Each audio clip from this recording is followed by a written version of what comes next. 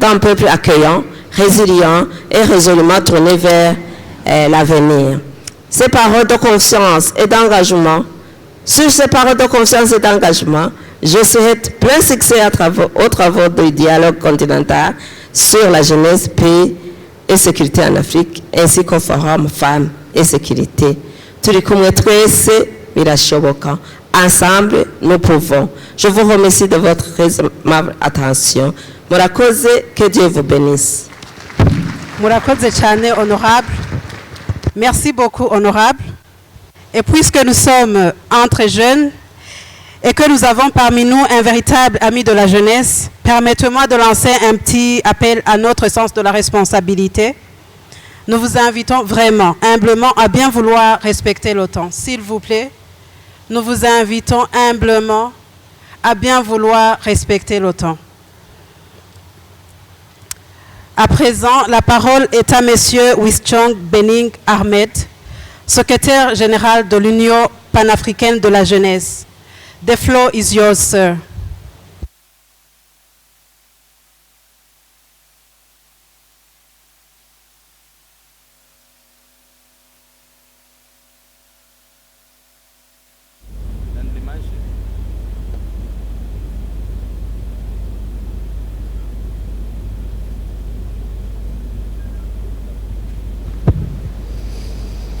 Your Excellency, the President of the Republic of Burundi and Chairperson of the African Union, Your Excellency, the First Lady of the Republic of Burundi, Your Excellency, the Vice President, Right Honorable Speaker of the Republic of Burundi,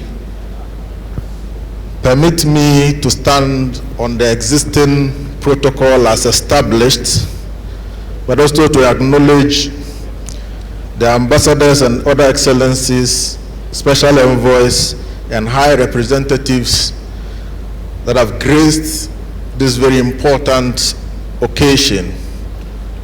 For me, this is the single most important convening on the continent. And it is because the most important demographic of our continent is convened here to discuss the very serious challenge that this continent is confronted with. Your Excellency, my reflections today will be very brief. So permit me to quote from one of our renowned Pan-Africanists from Martinique, Frantz Fanon, who says each generation must out of relative obscurity discover its mission, fulfill or betray it. The relative obscurity of Africa and our generation today is the agency of building a peaceful, progressive, and a prosperous continent through the effective harnessing of our demographic dividend. Our relative obscurity is how to completely silence the guns, defeat neocolonialism, and create a conducive climate for developing critical skills, boosting regional integration, rapid industrialization, building economic resilience through boosting Pan-African institutions capable of delivering the Africa we want. The relative obscurity of Africa is addressing the rising incidence of youth unemployment and underemployment, addressing the development financing gap of $1.6 trillion and reducing the exploitation of our natural resources by imperial powers, decolonizing our educational system, and plugging the leakages and illicit financial outflows of about 90 billion USD from Africa. As we speak of peace today, we must also confront the realities facing our continent. Your Excellency, whilst we gather in Burundi today, the ravaging war in Sudan continues to displace millions. The political conflict in South Sudan and Libya persists. The conflict in Eastern DRC, next door, Burundi, is unaddressed. The militant insurgency in Cabo Delgado, The insecurity in the Sahel, notably Burkina Faso, Mali, and Niger, continues. The terrorism and banditry in Nigeria, in northern Nigeria and Somalia, and many other conflicts and insurgency, terrorism displaces millions of Africans. And above all, the unethical global competition of our resources continue to affect millions of Africans. Your Excellency, the begging question remains, how do we build the Africa we want if insecurity continues to divide our people, disrupt our economies, and limit the movement and connectivity within Africa? Africa cannot achieve deeper regional integration while young people remain trapped in conflict zones. We cannot speak of prosperity when communities are displaced by insecurity caused by those that are given an entrusted power to protect them. And we cannot speak about sustainable development without addressing the responsible governance of the resources upon which communities depend. Your Excellency, young people and women must not be seen only as victims of conflict. They must be recognized as strategic actors in conflict prevention, crisis management, mediation, and sustainable peace building. The Pan-African Youth Union therefore calls for stronger institutional connection between the Africa Peace and Security Architecture and our national youth councils, member state national coordinating mechanisms, CSOs, and regional youth platforms.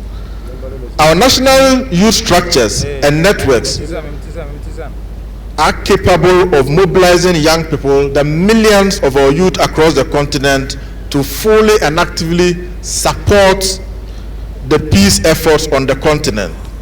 Your Excellency, let me conclude my reflections by saying that this continent cannot achieve any of the continental frameworks that have been adopted by the Union, the African Union, if young people are not included in peace processes, and if member states that are tasked with the responsibility of protecting our citizens are actively involved in all the conflicts across the continent. Africa's young people are not waiting to inherit peace. They are ready to build it, and they need institutions that trust them, governments that can empower them, and the continental mechanisms that can give them a meaningful role in shaping the decisions that affect their future. Let us make this year's 5th Continental Dialogue a moment where we strengthen our collective commitment to a peaceful Africa, institutionalize the strategic role of youth and women, and ensure that responsible resource governance become the foundation for stability, inclusion, and prosperity. I thank you for your attention.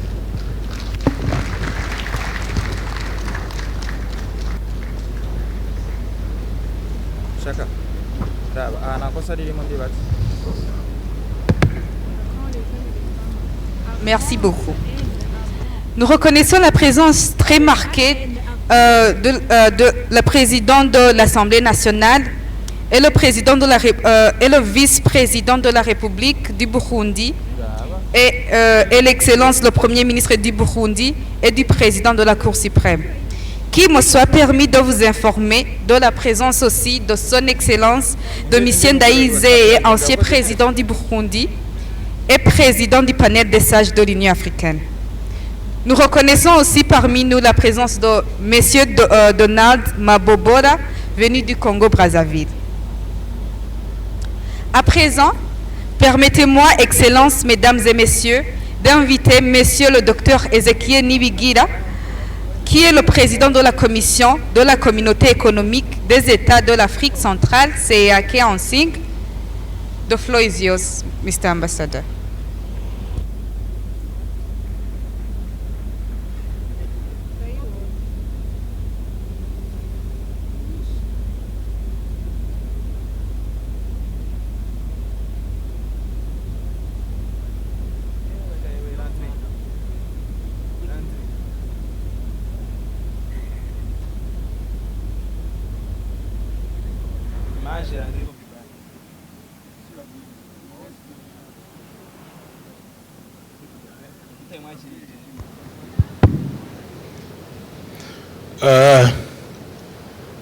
Your Excellency, the President of the Republic of Burundi, Chairperson of the African Union, the Speaker of the National Assembly, Your Excellency, the Prime Minister, distinguished leaders and the representatives of government here present, honorable representatives of regional and continental institutions, distinguished guest representatives of civil society and the development partners, my fellow young people, women leaders and peace builders, ladies and gentlemen. It is a great honor and a privilege to stand before you today in Bujumbura, the youth capital, at this important continental youth dialogue. I wish at the outset to express my appreciation to the government and the people of Burundi for creating this space where young people and women from different countries, communities, and backgrounds can come together, not simply to discuss the challenges facing our continent, but to reflect on the solutions that we can build together. This dialogue comes at a critical moment for Africa. Our continent is blessed with enormous human and natural resources. We have courageous women and innovative young people who have demonstrated remarkable resilience in the face of adversity. Yet, at the same time, many of our societies continue to face serious challenges such as conflicts and insecurity, political tensions, displacement, unemployment, climate change, environmental degradation, water scarcity, inequality, and exclusion from decision making. Your Excellencies, ladies and gentlemen, allow me to share with you some figures that can challenge our reflection today during this youth intercontinental dialogue as far as the contribution of women and young people is concerned. First reality, Africa is a continent of young people. Nearly 60% of Africans are under the age of 25. Women and girls make up about 50% of Africa's population, roughly the half.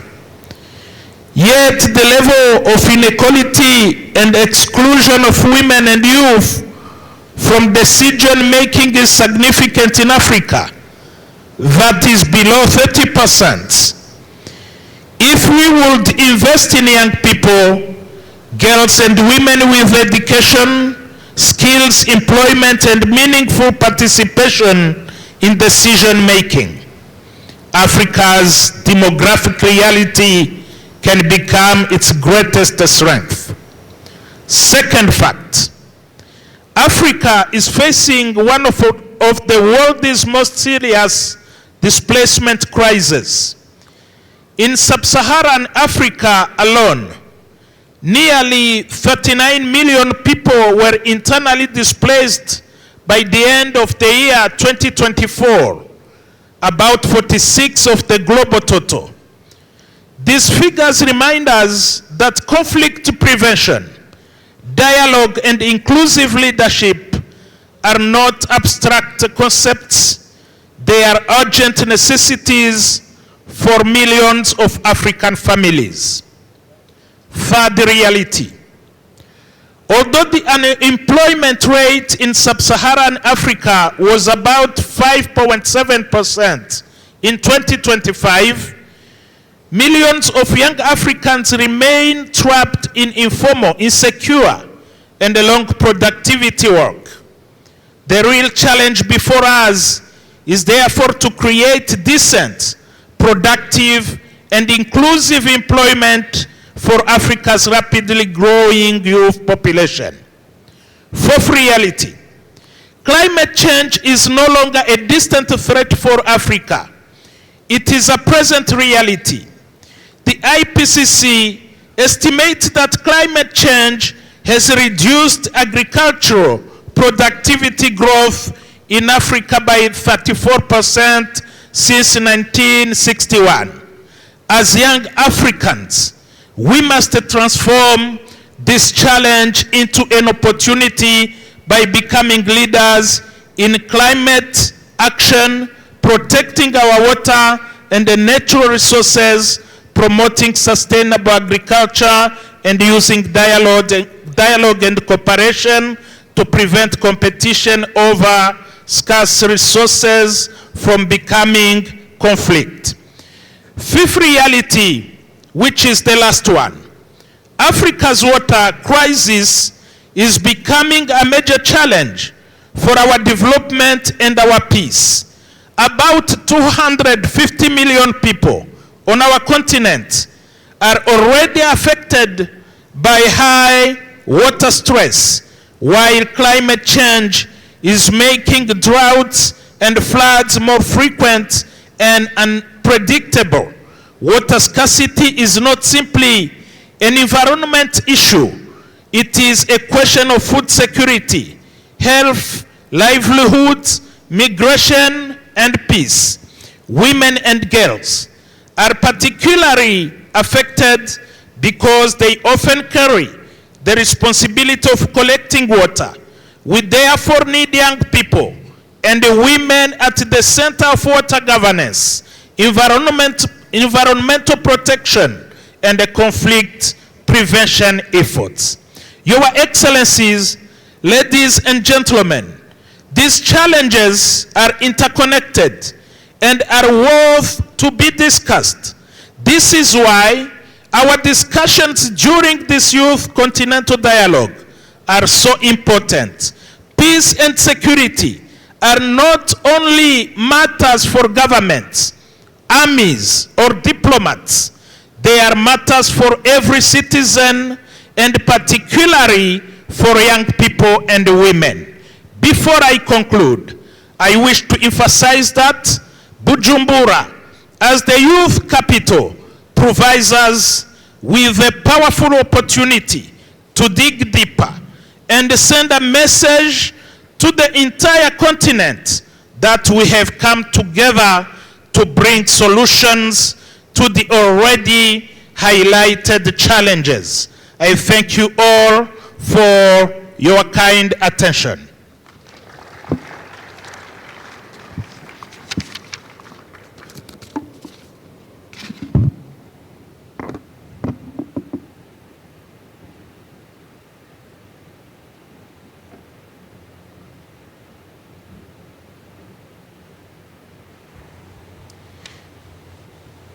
Nous reconnaissons à présent aussi la présence parmi nous du président de la Cour constitutionnelle et de Madame l'Ombudsman. Nous saluons aussi en souhaitant la bienvenue à l'ambassadeur Nino Pérez Janvier, représentant de l'Union européenne à l'Union africaine, et honorable Alice Nzomukunda, représentante spéciale du président de la Commission de l'Union africaine en République centrafricaine. Nous allons maintenant écouter son Excellence Monsieur l'ambassadeur Huang Zia, envoyé spécial du secrétaire général des Nations Unies pour la région des Grands Lacs. The floor is yours, Excellency.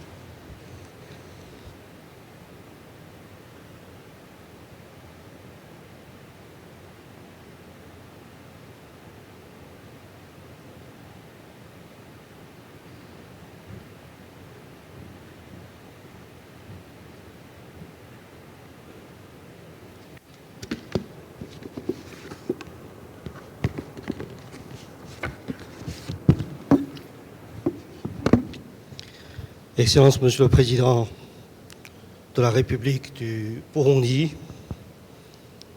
Excellence, Président en exercice de l'Union africaine, Excellence, distingués délégués, chers représentants des organisations de femmes, de jeunes et de la société civile, Mesdames et Messieurs.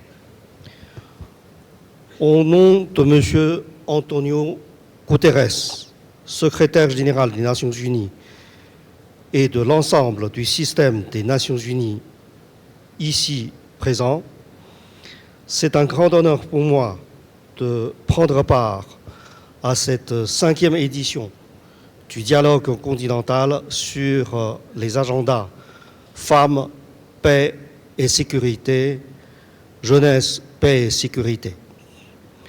Je tiens tout d'abord à adresser les sincères félicitations du secrétaire général et du système des Nations Unies dans son ensemble à son Excellence, Monsieur le Président Évariste Ndayishimiye, président en exercice de l'Union africaine et champion continental de l'agenda jeunesse, paix et sécurité pour son leadership constant en faveur de la participation des jeunes au processus de paix et de décision. Je salue également l'ambassadrice Liberata Mulamula, envoyée spéciale de l'Union africaine pour les femmes, la paix et la sécurité, pour son engagement persévérant en faveur du rôle des femmes dans la prévention des conflits, la gouvernance et la consolidation de la paix. Notre engagement collectif traduit une conviction partagée pleinement avec les Nations Unies, à savoir qu'il ne peut y avoir de paix durable ni de développement véritablement inclusif si les femmes et les jeunes demeurent à la péripétie des décisions qui façonnent le destin du monde, du continent africain et surtout leur propre avenir, l'avenir des jeunes et des femmes.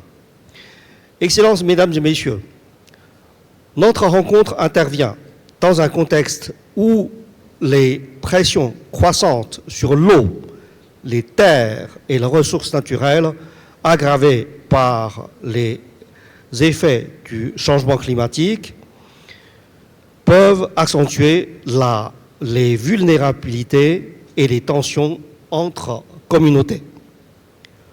On trouve, hélas, cette illustration dans les Grands Lacs, où les femmes et les jeunes sont souvent parmi les plus touchés, alors même qu'ils restent insuffisamment associés aux décisions relatives à la gouvernance de ces ressources.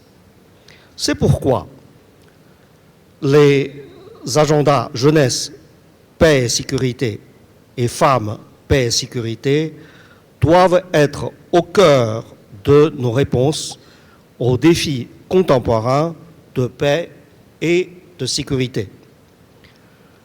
Les Nations Unies demeurent pleinement engagées en faveur de la mise en œuvre des résolutions 2250 et 1325 du Conseil de sécurité ainsi que du cadre continental de l'Union africaine sur la jeunesse, la paix et la sécurité.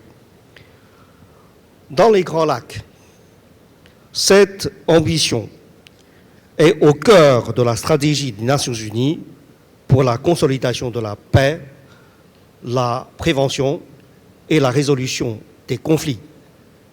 À travers les initiatives conjointes de mon bureau, du FUNUAP, du PNUD, de l'UNICEF, d'ONU Femmes, de la MONUSCO et d'autres entités, nous œuvrons pleinement à renforcer les capacités et les espaces de participation des femmes et des jeunes.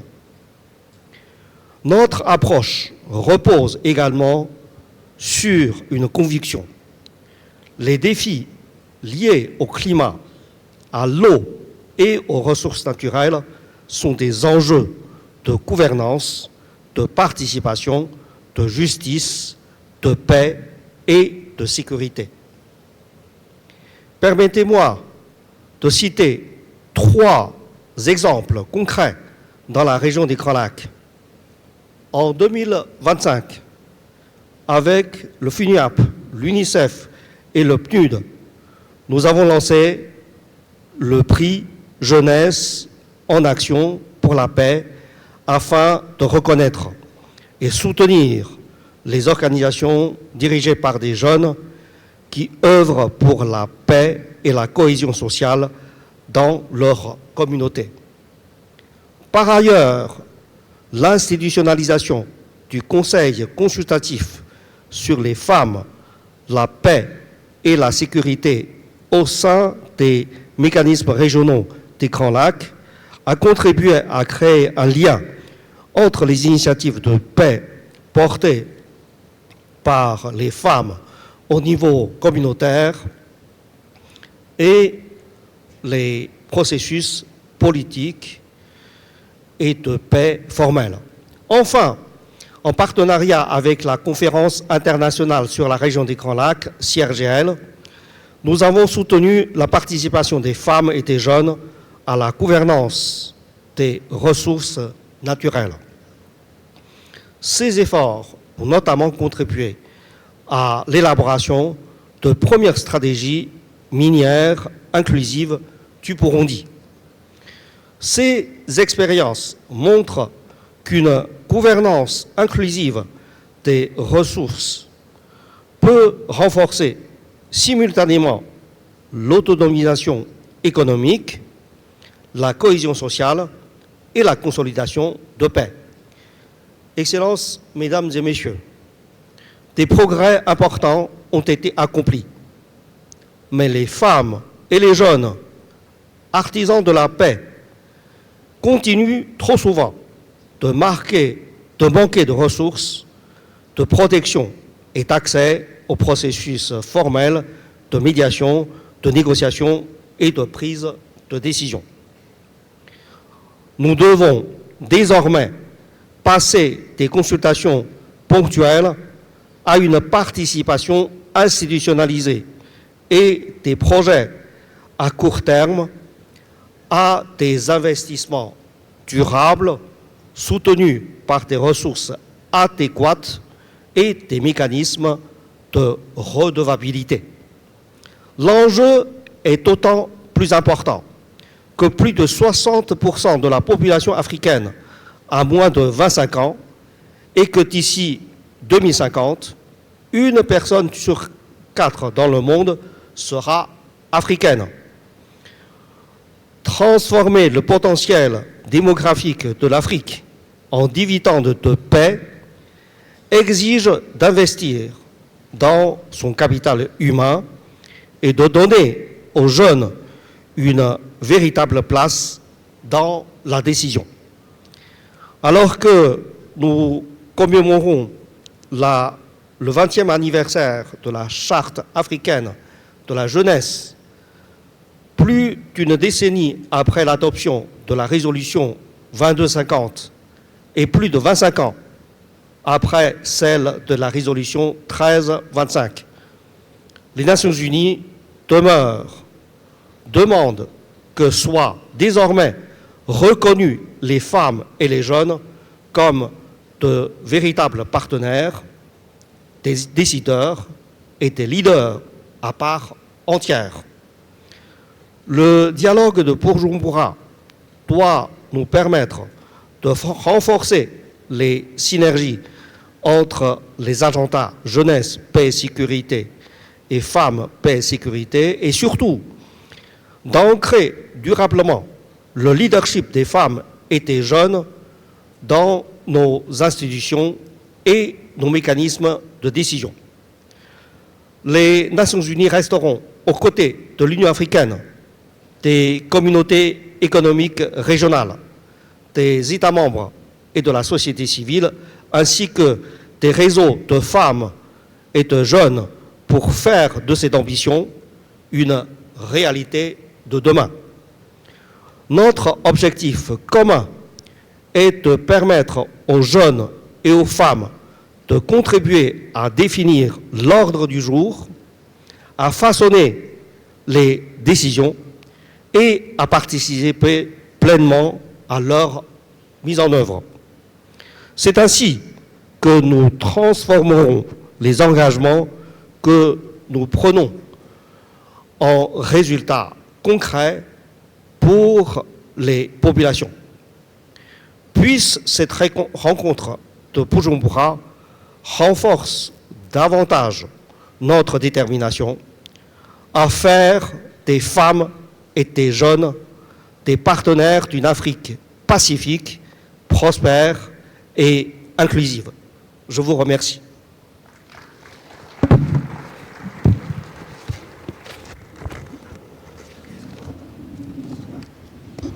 Merci beaucoup, ambassadeur.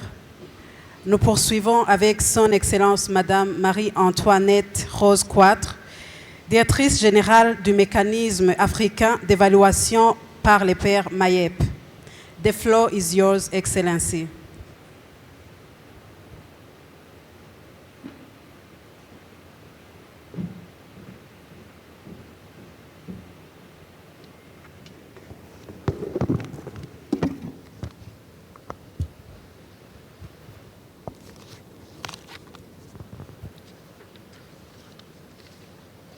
Your Excellency, President of the Republic of Burundi, Chairperson of the African Union Champion for Youth, Peace and Security and Special Envoy for the Sahel region, and the incoming Chairperson of the African Peer Review Mechanism. Your Excellencies, allow me to stand on existing protocol. Your Excellencies, distinguished delegates, partners, and dear young Africans, I wish to express my sincere appreciation to His Excellency, the President of the Republic of Burundi and Chairperson of the African Union, for the opportunity extended to the African Peer Review Mechanism to contribute to this important continental dialogue on youth, peace and security in Africa, convened alongside the Women, Peace and Security Forum. Allow me to begin with a simple reflection. We live in an age in which artificial intelligence, digital platforms, and data are reshaping economies, politics, and even the meaning of work. For Africa, this is not a distant debate. It is a governance question, a development question, and increasingly a peace and security question. By 2030, more than 1 billion Africans will be under the age of 35, and each year, millions of young people enter the labor market, yet formal opportunities are not expanding at the same pace. And too many young Africans remain outside education, employment, or training. Too many are affected by conflict, poverty, poor schooling, and exclusion from the decisions that shape their lives. These are not merely statistics, they are expectations, frustrations, and ambitions waiting for leadership. And this is why the demographic dividend cannot be treated as an automatic inheritance. A dividend is earned, and it is earned through investment in education, skills, health, jobs, enterprise, technology, and meaningful participation. If we make those investments, Africa's youth can become the greatest force for prosperity the continent has ever known. If we fail, the same demographic momentum can magnify instability. The role of the African Peer Review Mechanism is to diagnose governance challenges before they become governance crises. Our reviews across member states have shown that youth unemployment is not only a labor market issue. Education that does not lead to opportunity is a governance issue. Radicalization, violent extremism, exclusion from democratic decision-making, and unequal access to technology are governance issues. In the digital age, exclusion from technology increasingly becomes exclusion from power itself. It is for this reason that the African Governance Report of 2027 will focus on youth in governance from promise to prosperity. The report will examine youth inclusion through three lenses: human capital development, leadership and participation in the public and private sectors, and technological innovation for e-governance. It will also review the African Youth Charter and other continental, regional, and national frameworks by asking one central question: are our institutions responding at the speed and scale demanded by Africa's young population? At the Continental Secretariat, we are determined that young people must not only be the subject of this work, they must be its authors. And this is why the APRM has invited 20 young experts selected from more than 10,000 applications to contribute to this process in Bujumbura. And ladies and gentlemen, they are here. Please, can you stand, the young consultants? Are you here in the room? They are at the back. Please give them a big round of applause. They represent all African regions, including the diaspora, and are currently appraising the African Youth Charter. I also wish to thank our partners and invite all youth supporting organizations to join this effort. Excellencies, allow me to place 4 early warnings before this dialogue. First, our economies are not creating decent opportunities at the rate at which young people are entering the labor markets. Second, we are producing a generation that is increasingly connected, but too often economically excluded and underskilled for the future. Third, trust in institutions is under pressure. And fourth, political participation is changing. Some young people are turning away from conventional institutions, while digital mobilization and street protests are becoming powerful forms of expression. If governance deficits affecting young people remain unresolved, over the next 5 to 10 years, Africa risks a period of generational turbulence. The next major political shock may not begin with ideology or conventional armed conflict. It may begin with a young population concluding that institutions do not listen, economies do not include them, and elections do not materially improve their lives. We should not wait for crisis to discover that exclusion has consequences. And the next conflicts may also be shaped by competition over basic necessities, especially water. Water for human consumption, agriculture, energy, food security, and even the digital infrastructure that will power the AI economy.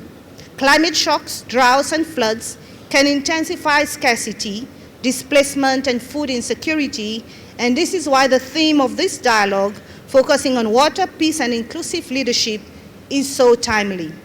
And the next arena of conflict will also be digital. It will be shaped through devices, platforms, data, and narratives. Those who control information increasingly control influence. Data sovereignty is therefore not a technical matter alone. It is a governance, development, peace, and security imperative. The APRM's work on e-governance seeks to support member states in building digital systems that are secure, inclusive, transparent, and responsive to citizens. And future risks may also emerge in our rapidly expanding cities and in the governance of natural resources, especially critical minerals. Urbanization without planning, jobs, housing, transport, water, and sanitation can turn cities into spaces of exclusion. Critical minerals can become a source of renewed conflict or a foundation for transformation. The choice depends on transparent, accountable, and citizen-centered governance. I do not raise these issues to paint a somber picture of Africa's future. I raise them as a collective reality check.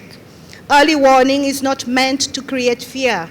It is meant to create responsibility. An early warning without early action is merely a well-written obituary for a crisis we could have prevented. And the African Youth Charter 20 gives us a rare opportunity to reset. Ratification is necessary, but ratification without implementation cannot transform a life. Consultation is important, but consultation without influence breeds cynicism. Youth programs are valuable, but fragmented projects cannot substitute for economies, institutions, and public systems that work for young people at scale. To Africa's young people, I say, continue to scrutinize us, demand evidence, ask what changed, insist that public commitments produce public results, but also organize, innovate, participate, and help build the institutions you demand. Africa's democratic renewal cannot be delivered to young people, it must be built with them. To member states, partners and institutions represented here, the choice is clear. We can continue asking Africa's young people to wait for jobs, representation, better education, finance, digital access, and accountable institutions, or we can recognize that the waiting room is full.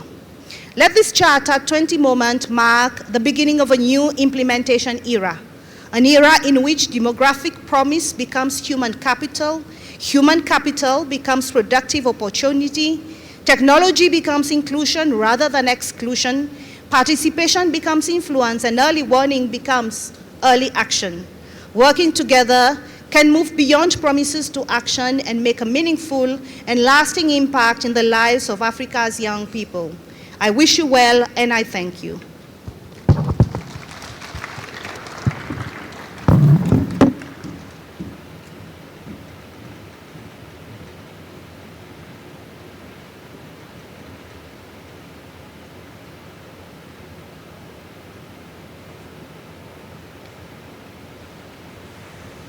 Thank you.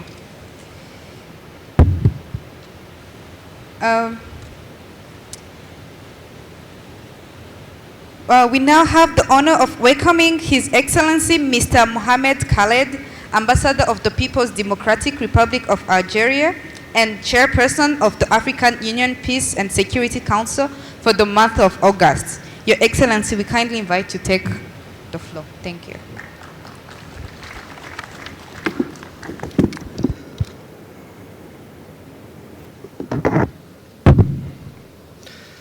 Excellences, Monsieur Évariste Ndayishimiye, Président de la République du Burundi, Président en exercice de l'Union africaine et champion de l'Union africaine pour le Nexus Jeunesse, Paix et Sécurité.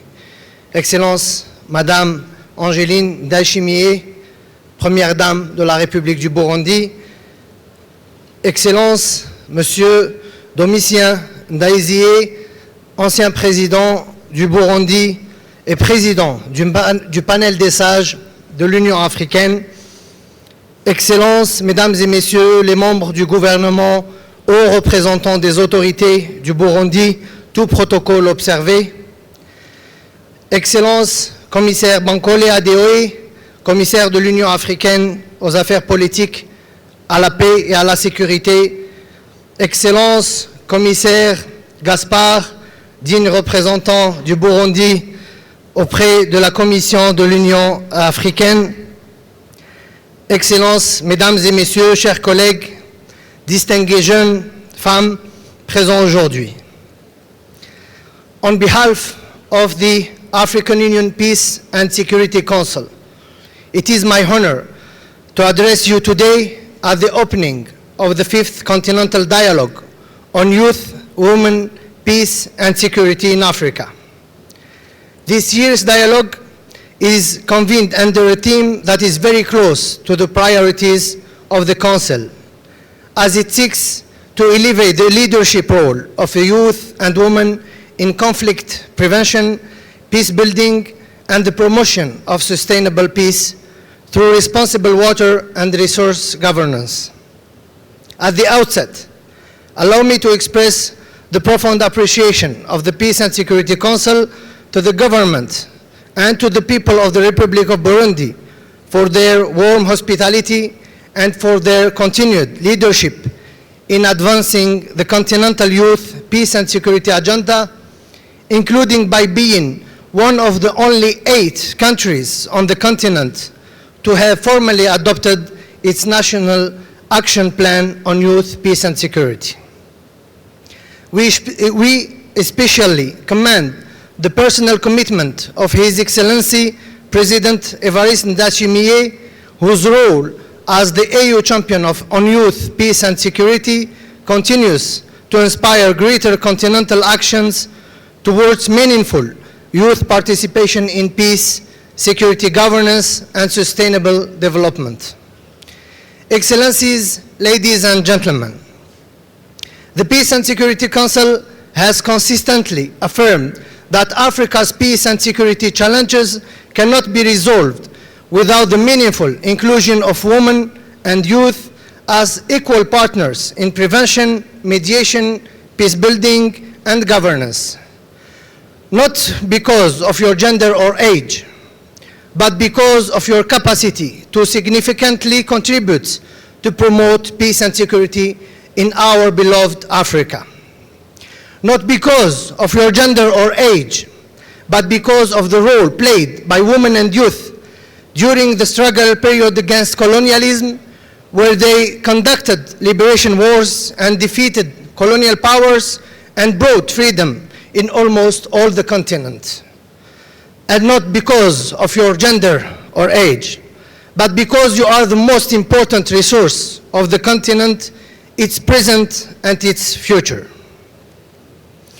Through its numerous decisions on youth peace and security and women peace and security, the Council has repeatedly called upon member states to move beyond policies and frameworks and instead move towards domestication and meaningful institutionalization of the participation of young people and women within national, regional, and continental peace and security architectures. The Council has further emphasized that meaningful youth inclusion must extend beyond consultation. Young people should be intentionally and systematically engaged in preventive diplomacy, mediation, dialogue, reconciliation, election observation, and peace support process, including through co-deployment with experienced mediators to strengthen intergenerational learning and ensure that Africa's peace efforts benefit from the innovation, legitimacy, and local knowledge of its youth. Likewise, the implementation of the Women, Peace and Security Agenda must extend beyond policy commitments towards measurable action. This requires strengthening the 4 pillars of the WPS agenda: participation, protection, prevention, and relief and recovery, while ensuring the full, equal, and effective participation of women in early warning, conflict prevention, mediation, dialogue, peace negotiation, and post-conflict recovery. This year's Continental Dialogue, the 5th edition, therefore serves as an important milestone in translating our normative commitments into practical institutional action and continental, regional, and national levels. The theme of this 5th dialogue, what become a real process here in Bujumbura, could therefore not be more relevant.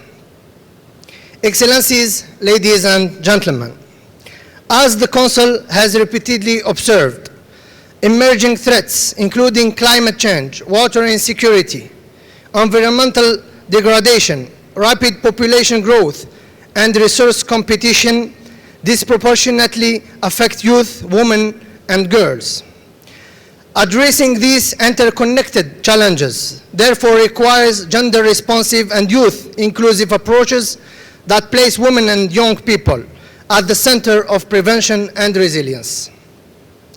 The adoption of the Continental Framework on Youth, Peace and Security and its 10-year implementation plan that the Council called for its full domestication through youth-centered national action plans and sustained implementation, the establishment of the WISE Youth Network and FEMMES Africa in strengthening women's leadership in mediation, preventive diplomacy, and in advancing intergenerational approaches to peace building, as well as the nomination by the African Union chairperson of an AU Special Envoy on Women, Peace and Security to advance the Continental WPS agenda are some concrete examples of the African Union initiatives.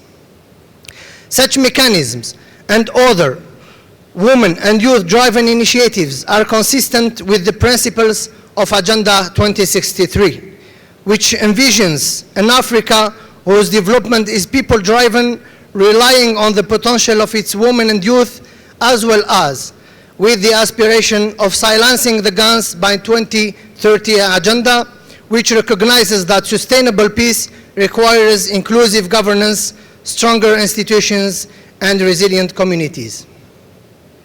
Excellencies, ladies and gentlemen, the Peace and Security Council welcomes the emphasis placed on strengthening the synergies between the youth peace and security and women peace and security agendas, and wishes to reaffirm its commitment to, first, accelerating implementation of the Continental Framework on Youth, Peace and Security and its 10 years implementation plan. Second, accelerate implementation of the Women, Peace and Security Agenda and the AU Continental Results Framework. Third, institutionalizing the meaningful participation of youth and women within governance, preventive diplomacy, mediation, and peace process. And last but not least, promoting responsible governance of natural resources, including water, as an essential pillar of conflict prevention, resilience, and sustainable peace. In conclusion, the success of our continental frameworks, including the Youth, Peace and Security and Women, Peace and Security Dialogue, will not be measured by the number of policies we adopt or by the numbers of meetings and conferences we are organizing, but by, first, the shared, concrete, and constant commitment of the African Union member states, the African Union and its several organs, and by you, our youth, men and women, to the African unity and solidarity. And second, by the extent to which youth and women experience greater peace, security, opportunity, and dignity in their everyday lives. The Council, therefore, calls upon all member states, regional economic communities, regional mechanisms, partners, and stakeholders to work cohesively and decisively in translating our collective commitments into sustained action. The dialogue should mark another decisive step towards that shared objective. The youth and women here present today that have this opportunity to contribute to this important dialogue should never forget that they are talking on behalf of millions of women, youth, and children facing devastating conflicts and dramatic humanitarian challenges, and like you here present, and like all of us, aspire to live in dignity and stability and dream for a better future in their country, in the Africa we want. The Council looks forward to receiving the outcome communique of this important dialogue and to the concrete recommendations that will further strengthen implementation of both the youth and women peace and security agendas. Asante sana, shukrans. Thank you very much for your kind attention.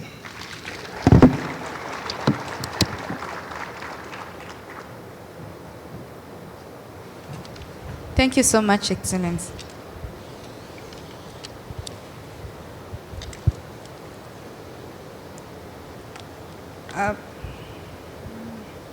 And now, before proceeding, we are pleased to recognize the presence of Madame Doris Mumu, UN Women Representative to the African Union, and Madame Celine Banhumuhari, representative of the CEO of ODA Nepad. We now welcome His Excellency Ambassador Bankole Adeoye, Commissioner for Political Affairs, Peace and Security of the African Union Commission.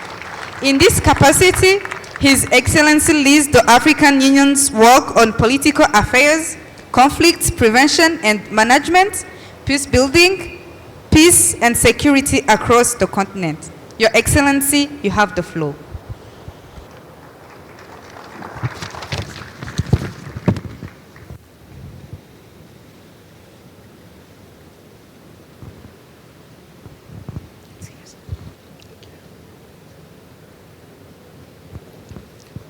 Excellency,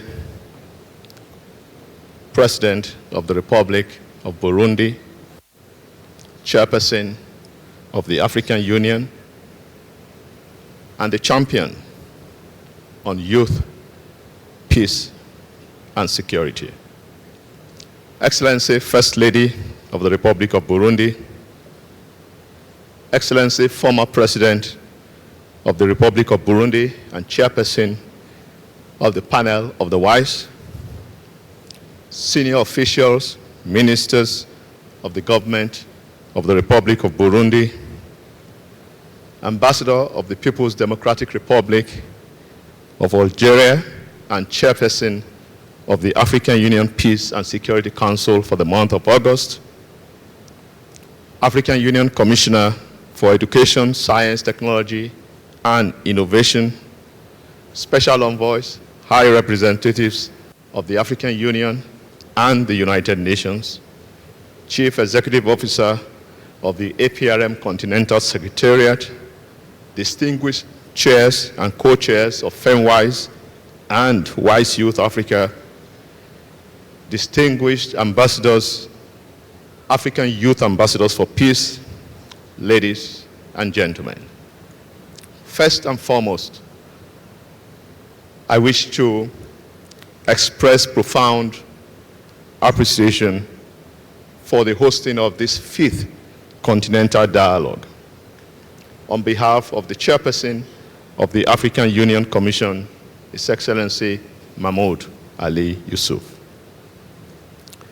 Excellency, President of the Republic, please allow me to express profound thanks and gratitude for your vision, for your resolute leadership as Chairperson of our Union, and most importantly, as champion for youth, peace, and security. I believe the President deserves a special warm round of applause. For us in the African Union Commission, we thank the government and people of Burundi for their continued commitment. This is resolute commitment. Bujumbura has become, indeed, an enviable destination for advancing intergenerational dialogue on peace, stability, and security. The theme, as many of the speakers have stated, is both timely, inspiring, and also consequential. It speaks directly to our collective responsibility to build peace and advance the conditions that may prevent peace, particularly water security. Excellency, President of the Republic, since there have been many speakers before me, from the Chairperson of the Burundi National Youth Council to Ambassador Khalid, I will summarize my presentation into 5 pillars. First is vision. The African Union presents the vision. Agenda 2063, the Africa we want, is a youth-driven vision. But it is also supplemented by the African Youth Charter, that is 20 years this year, and certainly by the Maputo Protocol on Women's Rights, which is 23 years. The vision is present, Excellencies. Over 2 decades, the African Union has continued to embrace a broader understanding of peace building, one that connects African women and youth to governance, to development, human rights, and peace and security. So women and youth are not merely beneficiaries of this agenda. They are champions, they are catalysts for conflict prevention, for conflict resolution, for democratic governance, for African solutions to African problems, and to silencing the guns. So this vision subsists. But the second pillar is inclusion. Today, the question is no longer whether women and youth are ready to participate in governance or security issues. The real question is that, are we prepared to make their leadership meaningful, sustained, and permanent? Meaningful inclusion, therefore, must go beyond representation. Women and young people must share public policy, influence decision-making, and lead peace building. Excellencies, the third pillar that everyone before me has spoken about today is about partnership and it's about participation. No institution can build peace in solitude. No country can achieve sustainable security in isolation. We are all in this journey together. Therefore, the dynamism of African youth and the resilience and leadership of African women are powerful assets for social change, for social justice, and to build community cohesion. We must therefore continue to advance this agenda because the African Union Commission remains committed to working with member states, regional communities and mechanisms, the United Nations, the civil society, the youth and women groups, development partners, and all stakeholders. We must translate continental commitments into national and regional action. The fourth, Excellency, is empowerment. Investing in people is fundamental, absolutely fundamental. The African Union has continued to strengthen the capacities and the participation of women and youth across AU processes, particularly, as Ambassador Khalid mentioned, in AU election observation missions, making them direct participants, witnessing democracy at work. Under the leadership of President Ndayishimiye, and with the commitment of member states, we must invest even further in decisive leadership for the next generation of African peace builders to silence the guns now. My fifth pillar is resilience, Excellencies. The ultimate measure of our success will not be the number of frameworks we adopt, but the resilience of our institutions and our communities. We therefore remain steadfast in strengthening the institutional pathways that will make inclusive and sustainable peace possible. As we move forward, Excellencies, let us be guided by these 5 pillars. A shared vision, inclusion that makes women and youth the centerpiece of leadership, empowerment that transforms commitments, resilience that enables Africa to move from commitments to action. In conclusion, Excellencies,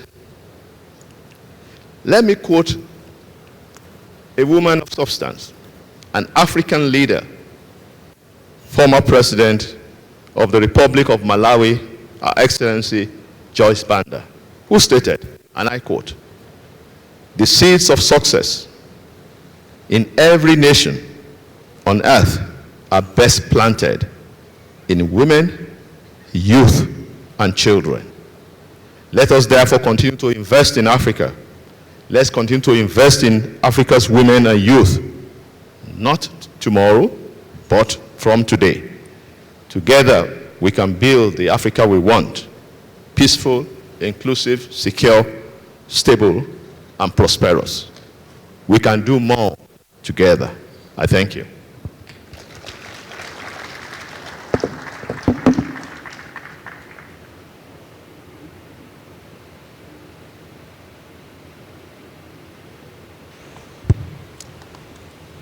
Thank you, His Excellency. We now come to an important part of our program, the reporting session on the states of implementation of the Youth, Peace and Security Agenda. To guide this session and facilitate the discussions, allow me to invite Madame Gloria Kabage, Senior Program Officer working on Youth for Peace, Africa Program, who will serve as the moderator. Madame, we kindly invite you to join us and take over the moderation of this session.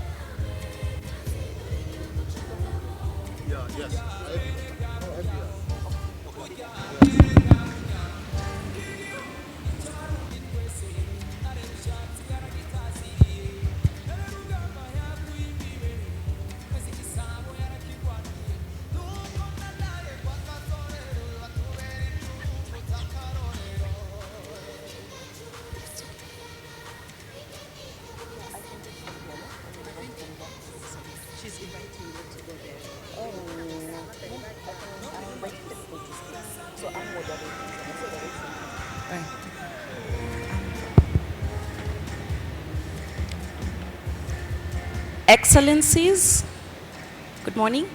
Excellencies, distinguished participants, aligning myself to already established protocol, I would like to move us to the next session of our program, which is going to give us an overview of the state of play and the state of implementation of both the Women, Peace and Security Agenda and the Youth, Peace and Security Agendas within the African continent. To guide us through this session, we will have a series of speakers speaking to both the state of implementation of the WPS and then followed by the state of implementation on the YPS. To start us off for this session, I would like to invite Her Excellency Ambassador Liberata Mulamula, the AU Special Envoy on Women, Peace and Security, who will speak to the state of implementation of the WPS agenda within the African continent.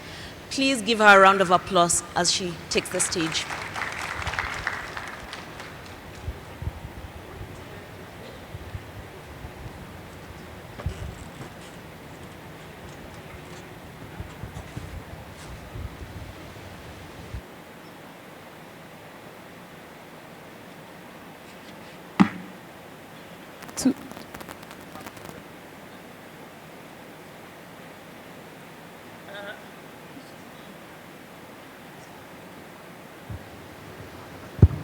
Yes.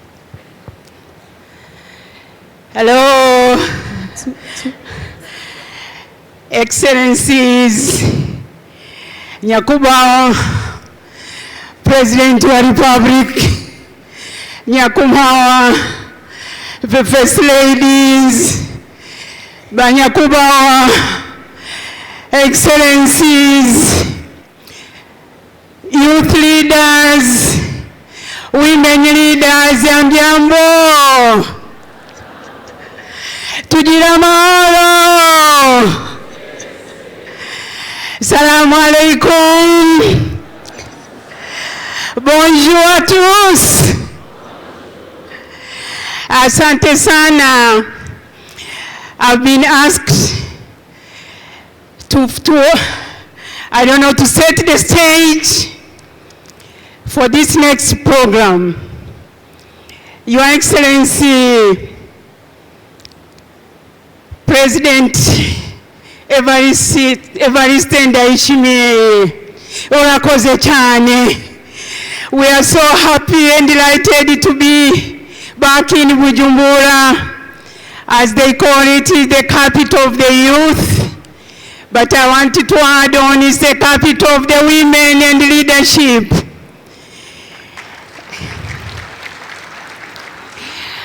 We thank you, and we thank all the partners.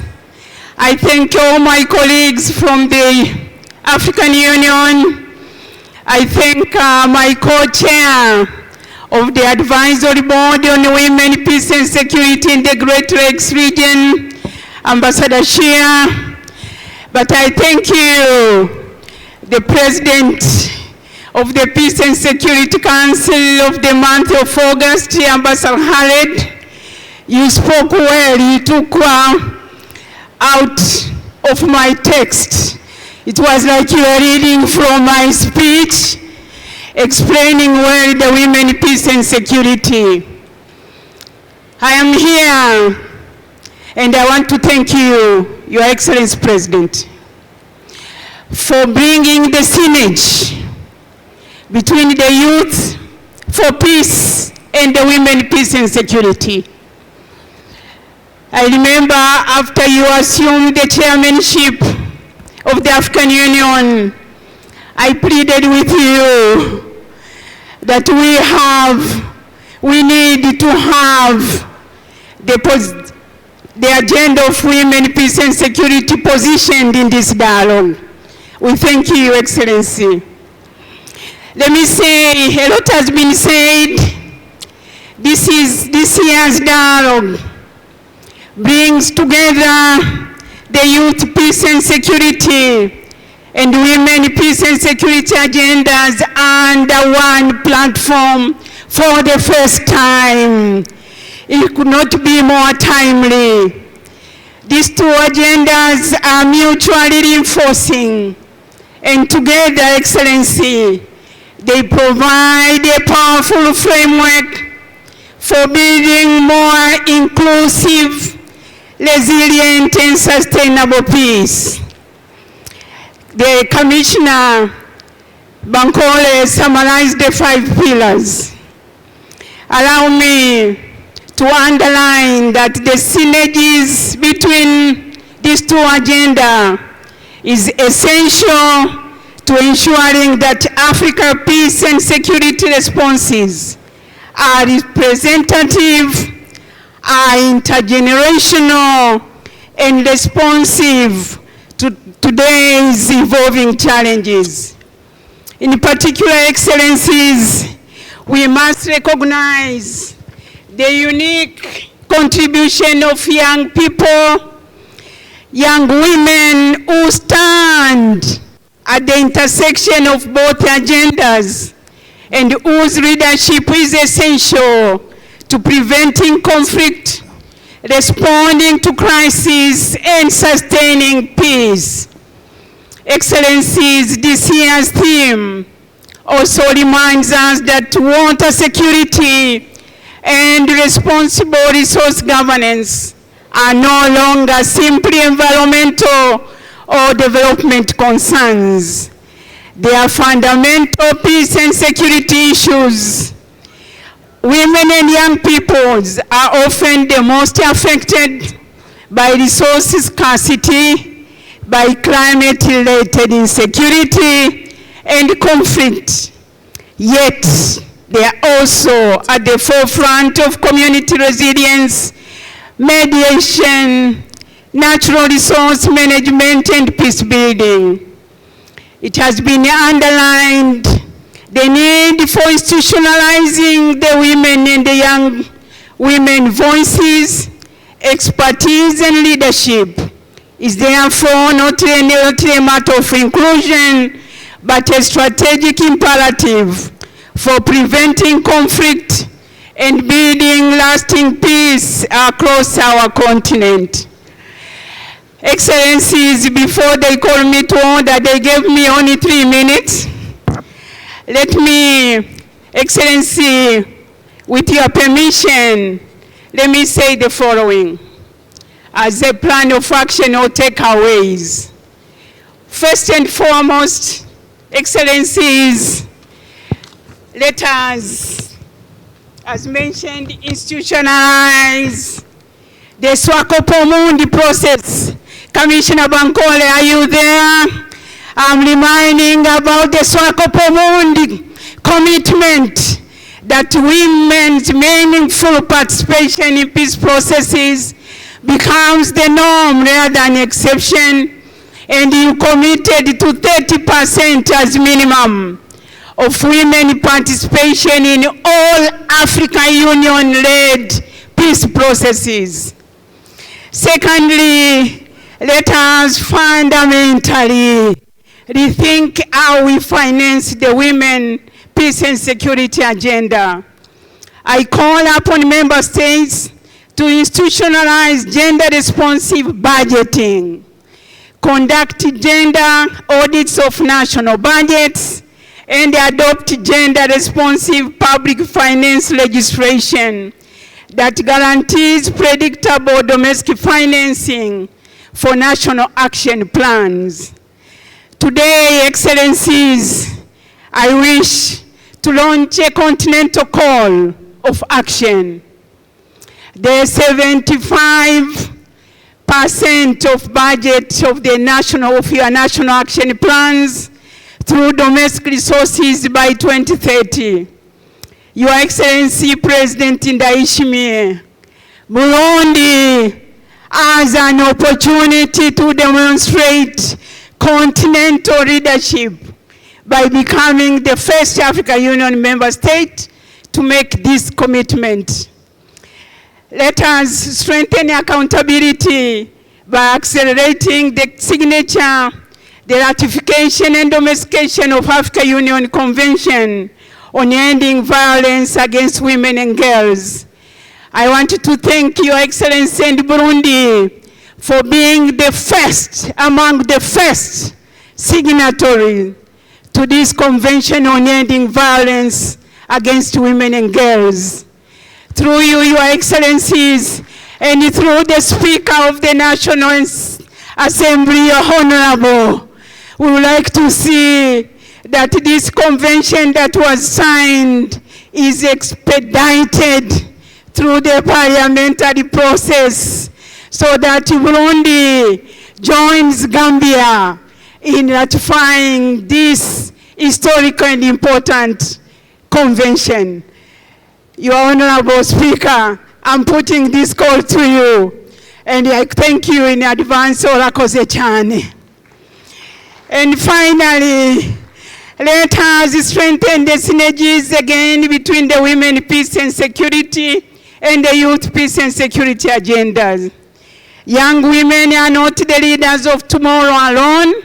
They are already mediating conflicts, mobilizing communities, and shaping Africa's peace and security landscapes. Our institutions must recognize, support, and invest in their leadership today. Excellencies, Africa has developed the frameworks. Africa has demonstrated the political will. Now we must demonstrate the same ambition in implementation, because the true measure of women peace and security agenda will not be the commitments we make, but whether African women and girls are able to influence peace processes, access justice, lead recovery, and shape a more peaceful, inclusive, and resilient continent. I'm happy that Her Excellency, the First Lady, will be chairing the next session as we interrogate the full, equal, and meaningful women participation and leadership in peace processes. With those few remarks before I'm called to order, Excellencies, let me say thank you very much. Asanteni sana. Murakoze chane, shukrani jazira. Thank you very much. Thank you. Thank you so much, Ambassador Mulamula, for those rousing remarks and that overview on the state of women, peace and security within our continent. I would now like to invite Honorable Justice Effie Owor, who is the co-chair of the Network of African Women in Conflict Prevention and Mediation, popularly known as FEMMES Africa, to give us a small summary within 3 minutes, Honorable, in terms of how the FEMMES Africa Network is incorporating and supporting the implementation of the Women, Peace and Security Agenda. Excellency, I hand over to you.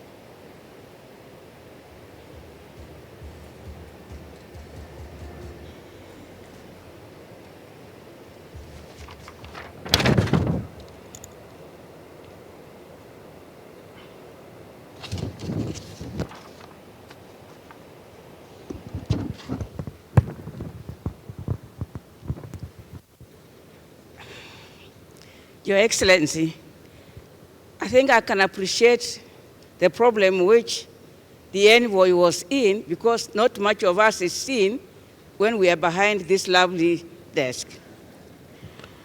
Your Excellency, hold the microphone closer. The President of this great country, Burundi, Chair of the African Union and African Champion for Youth, Peace and Security.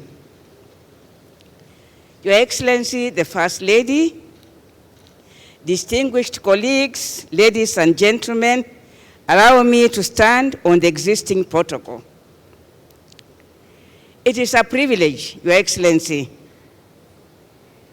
to me to address this continental dialogue on behalf of the FEMMES Africa, the African Union Network of Women Mediators, and the panel of the WISE African Union, Your Excellency, whose chair now is your own brother, the ex-president of this republic. I welcome this opportunity to reflect on the progress we continue to make in advancing women's leadership and peace and security across our continent. FEMMES Africa was established by the heads of states to ensure that women are recognized as leaders in preventing conflict, mediation disputes, and building sustainable peace. The network was created to move women from the margins of peace efforts into positions where their voices shape decisions. Today, FEMMES Africa is becoming a strong institutional mechanism for turning this vision into practice. Our work over the past years shows clear movement from advocacy to meaningful inclusion. Women are taking on more visible roles in the peace efforts, and their contributions are helping to strengthen the legitimacy and sustainability of mediation processes. Excellencies, allow me to highlight 4 areas of focus. First, we have deepened our engagement with the women mediators and peace builders in countries facing conflict and political transitions. In Sudan, Your Excellency, South Sudan, the Sahel, and the Great Lakes region, we have accompanied women to continue to lead dialogue under very difficult conditions. Their work supports social cohesion, maintains channels of communication, and helps prevent further acceleration of conflicts. In the Democratic Republic of the Congo, sustained advocacy by FEMMES and the African Union Special Envoy on Women, Peace and Security, supported the appointment of women on high-level facilitators in the peace process. This is a significant step forward for women's meaningful participation in mediation and an important milestone for inclusive peace efforts. Throughout the Sahel, Your Excellency, Women Dialogue has brought together, FEMMES has brought together women mediators from the grassroots, national and inside networks. They have addressed challenges linked to violent extremism, intercommunal tensions, climate-related conflicts, and displacements. These engagements further reinforce the need to link women's community-level initiatives with the formal peace processes at the national and continental levels. Second, FEMMES Africa is expanding its presence as regional and at national levels. National chapters have been established and are now active in Chad, Morocco, South Africa, South Sudan, Uganda, Malawi, Ethiopia, and other African countries. These chapters give women mediators a platform to organize, build skills, share knowledge, and contribute more directly to peace efforts in their own context.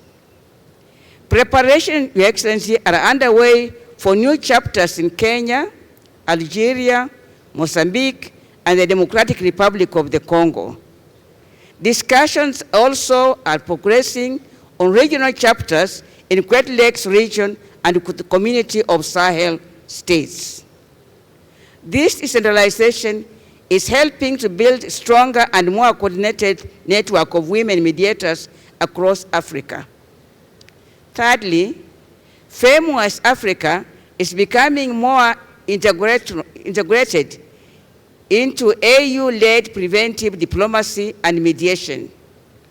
Women mediators and peace builders continue to be deployed alongside the panel of the WISE and the WISE youth networks, included in all electoral contexts. Technical expertise from FEMMES is also being deployed to support Africa-led peace processes. These experiences show that women's participation strengthens the legitimacy, inclusivity, and sustainability of peace efforts.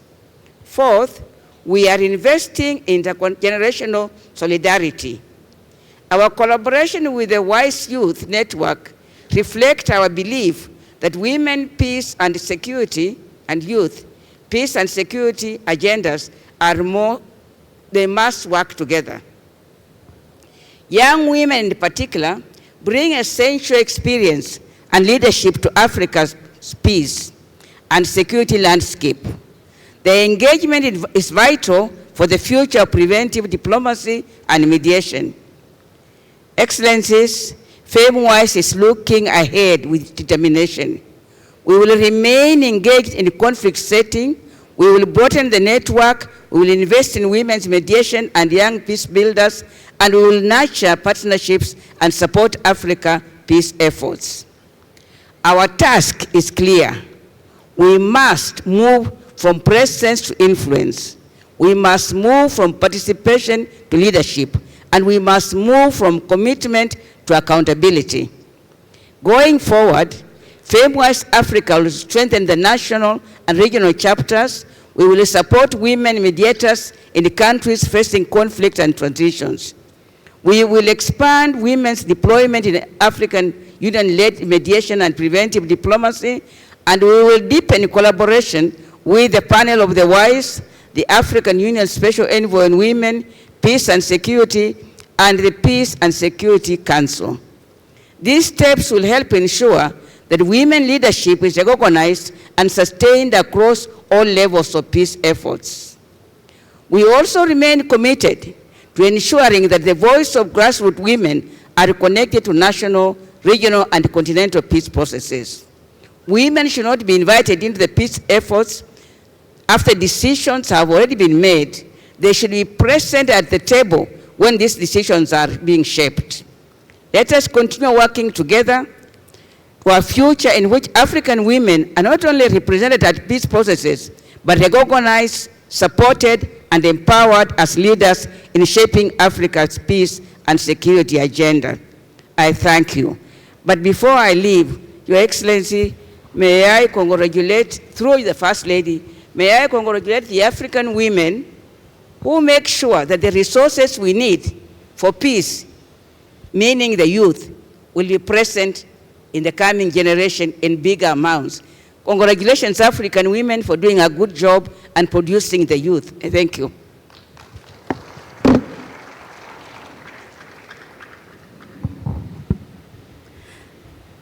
Thank you so much, Honorable Justice Effie Owour.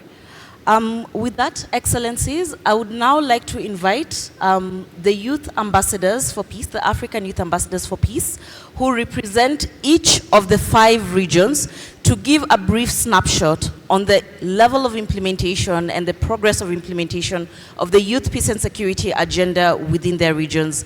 Youth Ambassadors, you have 3 minutes each, and we will start with Ms. Amina Bello from Central Africa Republic, who is the current Youth Ambassador representing the Central Africa region.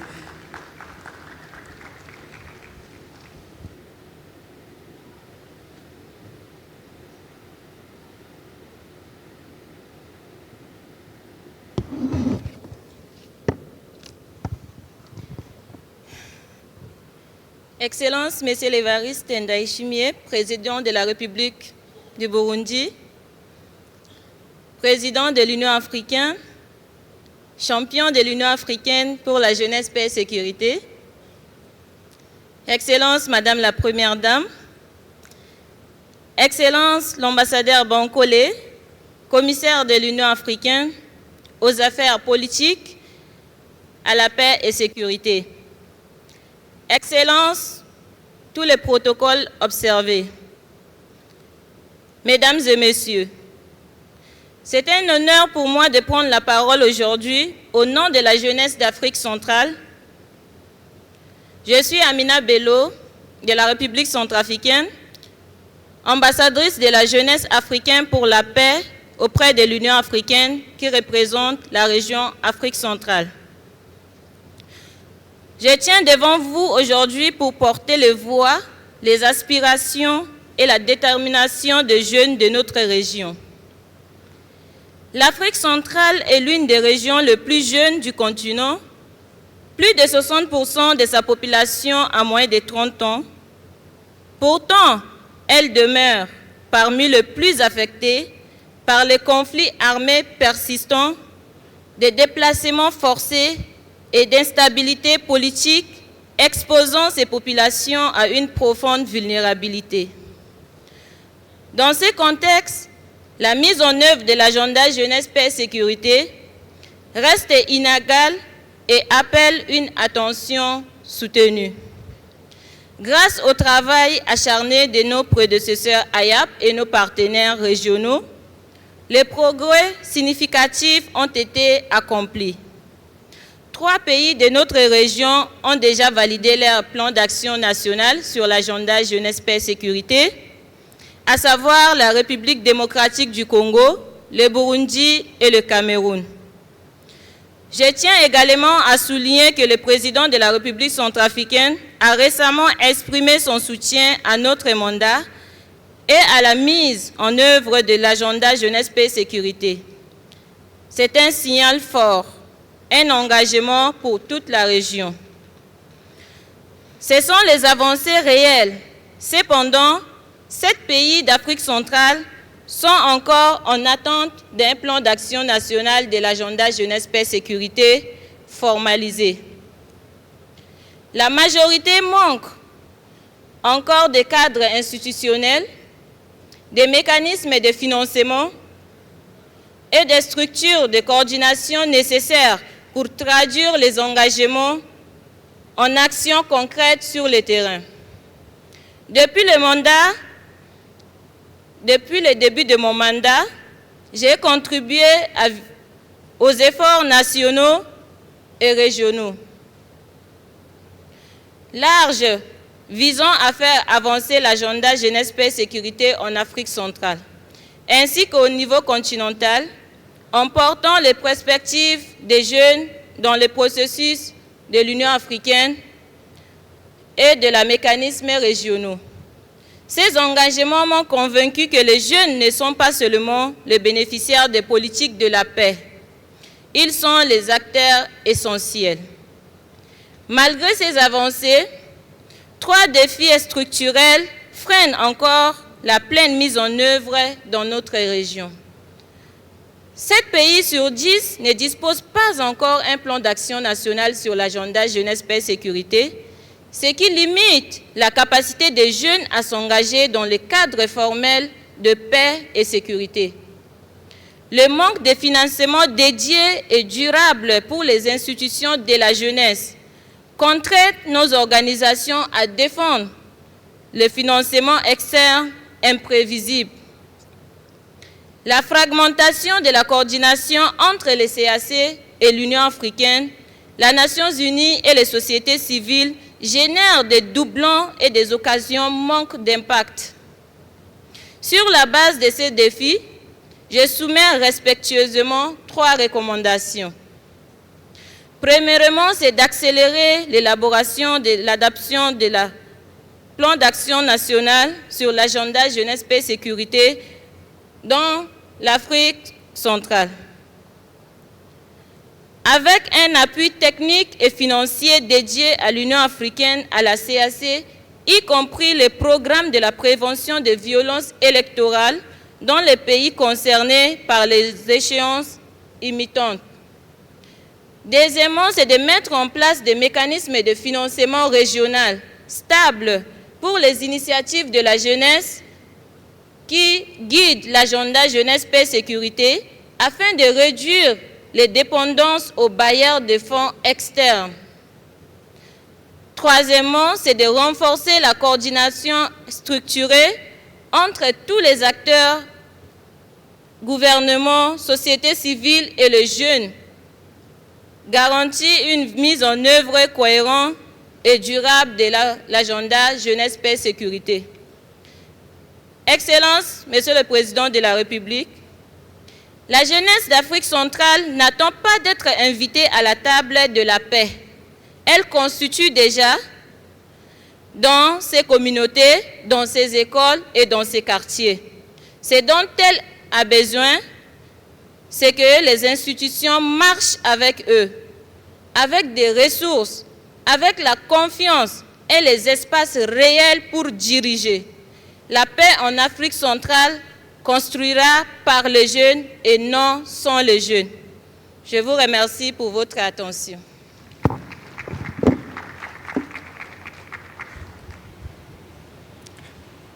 Thank you so much, Ms. Amina. We now invite Mr. Patrick Kumi, the African Youth Ambassador representing the East Africa region. 3 minutes, Patrick, and let's try and observe time.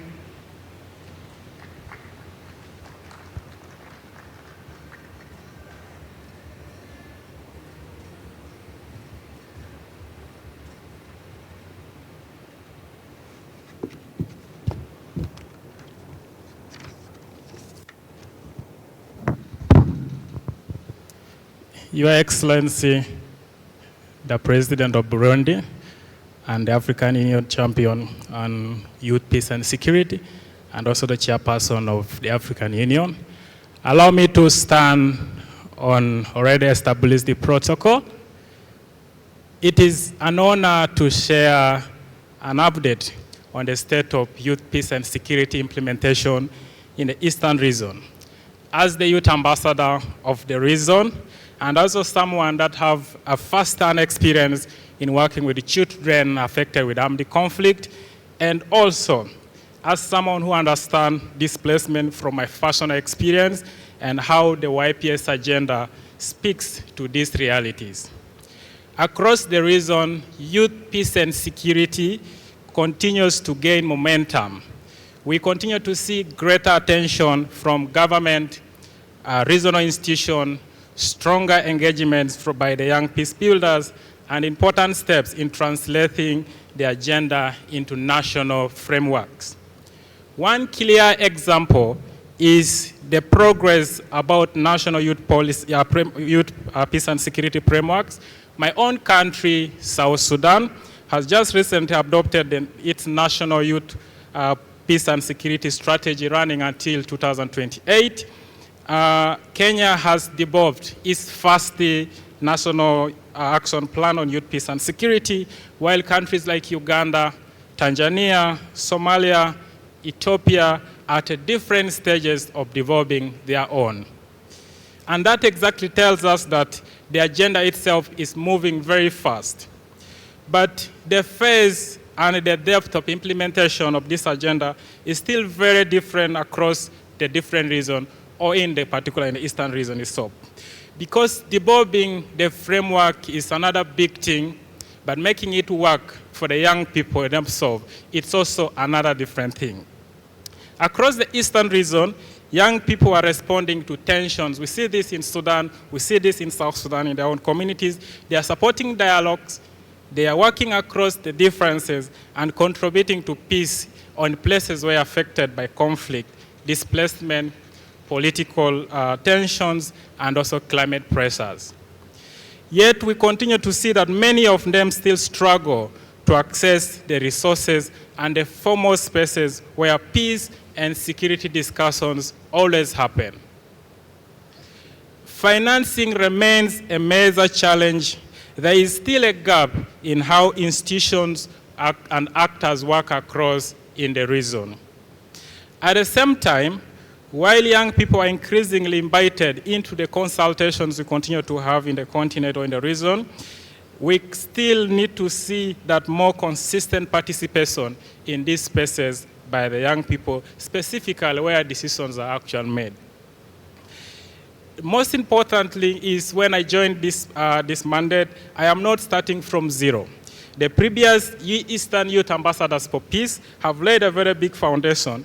They have helped advance the youth peace and security discussion in our region, including working around the national action plans, regional consultations, and also intergenerational dialogues. They have helped create safe spaces for peace builders to engage with the regional and continental processes. I know many young peace builders from Eastern African region are in this room today, and I want to recognize them because much of the progress we continue to see in the region or we are speaking about is also built through the work they continue to do every day in their own communities. In this current mandate, we are building on this work together through the recent Addis Ababa technical consultations and our engagements with young people across Eastern African region, including countries like Somalia and Comoros. We continue to hear one single message across the region. The next phase should be implementation. And from all this conversation, I see three key things that deserves all our attention. The first, we need to move from national action development to financing and implementing. Where plans already exist, we need to support them with the budget, clear responsibilities, and accountability. Where we don't have these plans, we need to support its development. The second, we need more predictable and accessible financing for youth-led peace-building organizations. Many of these organizations are doing a long-term peace-building work, but still depend on very short projects. This is not sustainable. The third, young people need a more consistent places where peace and security decisions are actually made. This includes conflict prevention, early warning, electoral processes, and our natural resources. Your Excellency, in the Eastern African region, we have already made a very huge progress, and we must acknowledge that. But perhaps the defining question for all of us in the next couple of years should be, Are our efforts translating to meaningful impact? Can a young peace builder working in a refugee settlement, a border community, or in a places where conflict is, and actually, can they be able to see these commitments working? Can they access the resources when they need it? Can they still enter the spaces where decisions are made? Can they influence what happens in their own communities? When we have the answers, or if we can answer yes to all those questions, more consistent across the Eastern region, then we will know that youth, peace, and security is at the same time gaining momentum and also creating change to those who deserve it most. Thank you. Thank you so much, Patrick. I will now invite Ms. Hasna Tamam, the African Youth Ambassador for the North Africa region, to speak to the progress of implementation within her region.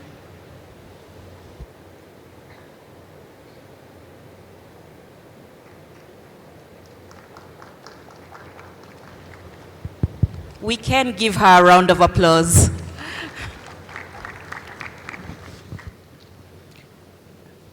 Your Excellency, the President of Burundi, Your Excellency, Ambassador Bankole Adoue, AU Commissioner for Political Affairs, Peace and Security, allow me to stand on all existing protocols. Good morning, Sabah al-Khair, Assalamu alaikum. It's a privilege to reflect briefly on the evolving youth, peace and security framework in North Africa. Across the region, we are witnessing a growing recognition that investment in young people is not only a development imperative, it's equally an investment in conflict prevention and building positive peace. This is particularly important in a region often perceived as a relatively peace, insulted from conventional conflicts, yet one that continue face multiple changes that and complex challenges of political, social, economic, and security pressure affecting young people. Encouraging in a positive way, this recognition is increasingly reflected in national policy frameworks. As Egypt adopted national youth policy in 2025, while Algeria launched its new national youth strategy and has deposited its instrument ratification of the African Youth Charter. Tunisia has indicated its intention to develop a national action plan on YPS. Mauritania continues to implement its national youth, peace and security for 2023-2028. Libya, meanwhile, has adopted its national youth strategy for 2026 to 2030. And Libya currently is developing a dedicated youth, peace and security framework linked to it, while Morocco is working on its own national initiative for human development, under which they launched a platform for youth to reflect on their projects and their initiatives. Those kind of experiences are really important because they raise an important question. Because rather than viewing youth, peace and security as an entirely separate policy architecture, we can increasingly embed it into within existing national youth development, prevention, and peace-building frameworks. Distinguished Excellencies, let me reflect on one of the most important experiences on YPS in Northern Africa region. The emerging Libya experience provides an instructive example. Libya is advancing its youth, peace, and security framework through a partnership that brings together young people, public institutions, security actors, and civil society. This process operates through two complementarity pillars. The first, engage institutions, including the Minister of Justice, Interior, and Defense, through dialogue and capacity building. The second pillar is that engage civil society, youth activists, and community leaders within approximately 150 young people from Libya from different 5 regions. Importantly, the process is intended to move beyond consultation, and it seeks to, first, generate concrete policy recommendation, second, support locally led youth initiative, and third, to establish a Libya Youth Coalition for Peace Building as a platform that connecting youth from institutions, civil society, and community within decision makers. These experiences underscore a broader lessons from Northern Africa. This lesson is that track 1.5, track 2 are very important in the region to advancing YPS framework. Think tanks, policy frameworks, civil society organizations, and above all, youth-led organizations are creating a space where formal institutions may not always able to reach. Across the region, the CSOs and the track 2 actors were able to, in Libya, facilitate community dialogue, supporting conflict transformation and strengthening political participation. In Tunisia, they have supported youth participation and enhancing the government ecosystem. In Egypt, they were able to increase the ability to build the capacity of youth on peace and security. Those are a few examples among others. Distinguished Excellencies, we also witnessed regional platforms such as Aswan Youth Dialogue, Tangier Process, and Youth Diplomacy Forums in Wahran further demonstrate the growing space for youth, peace, and security in the Northern Africa region. The question before us is not simply whether Northern Africa needs more youth, peace, and security policies. The more important question is that, how do we translate this growing momentum into a measurable and practical impact? And now, allow me to highlight 4 priorities. First, we must strengthen coordination among government, regional institutions, and civil society. Second, we need to invest in implementation. Framework require resources, institutional ownership, clear timeline, and mechanisms for accountability. Third, youth participation must move beyond consultation. Young people must increasingly have meaningful space to contribute to decision-making on prevention, governance, and building positive peace.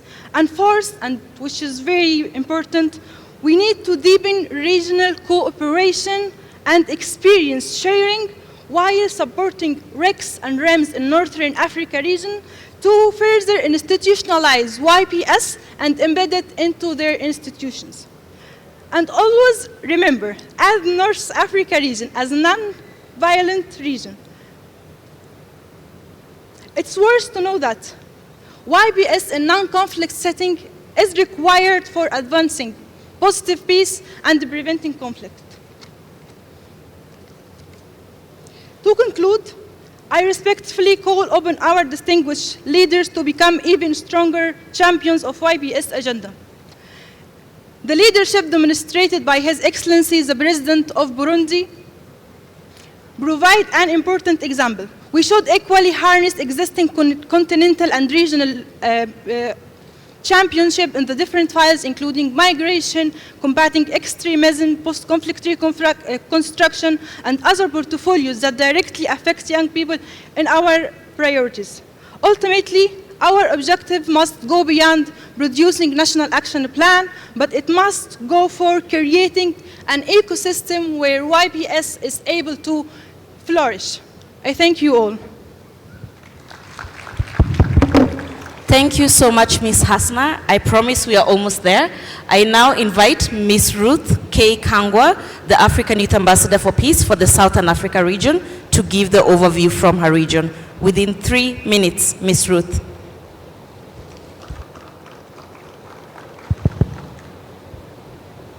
Oh dear.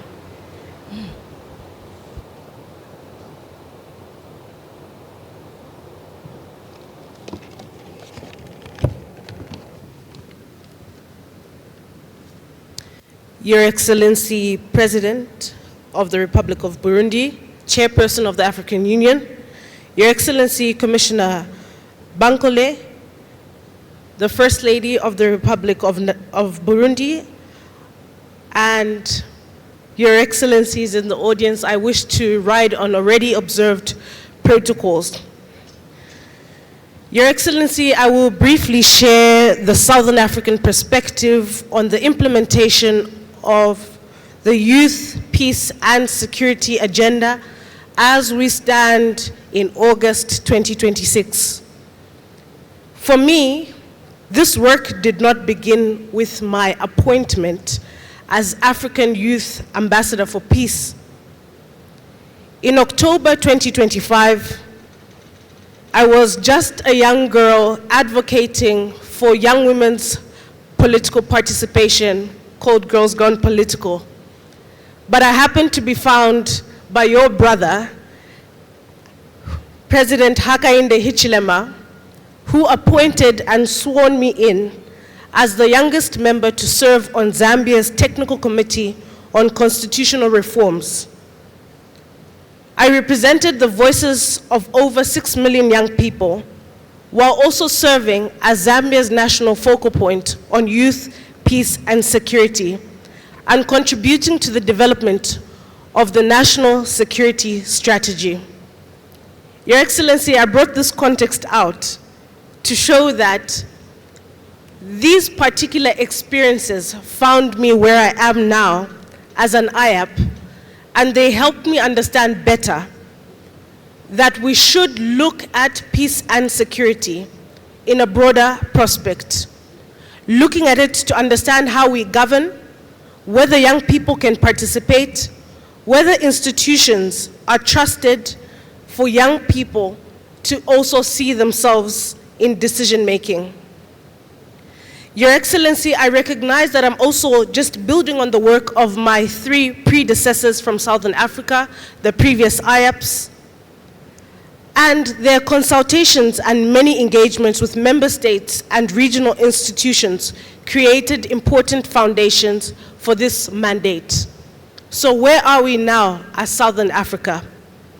Your Excellencies, I would describe the region as making very encouraging progress, with countries advancing the agenda at different stages and in very different ways. At regional level, we've got the support of the regional economic communities and the regional mechanisms such as SADC and COMESA, who are very important parts of this picture. SADC is advancing its regional YPS strategy through engagement with member states, national youth councils, as well as COMESA, that has been a very important regional platform that is housed in Zambia, together with the AU ECOSOC for YPS. And they've done this through intergenerational dialogues, ministerial dialogues, and the efforts to strengthen the capacities of national youth councils on the continent. All these regional institutions recognize the importance of this YPS agenda and how the relationship is close with peace, security, regional integration, but most importantly, development. Your Excellency, I bring out this connection because it matters to show that young people don't experience this peace and security issue separately.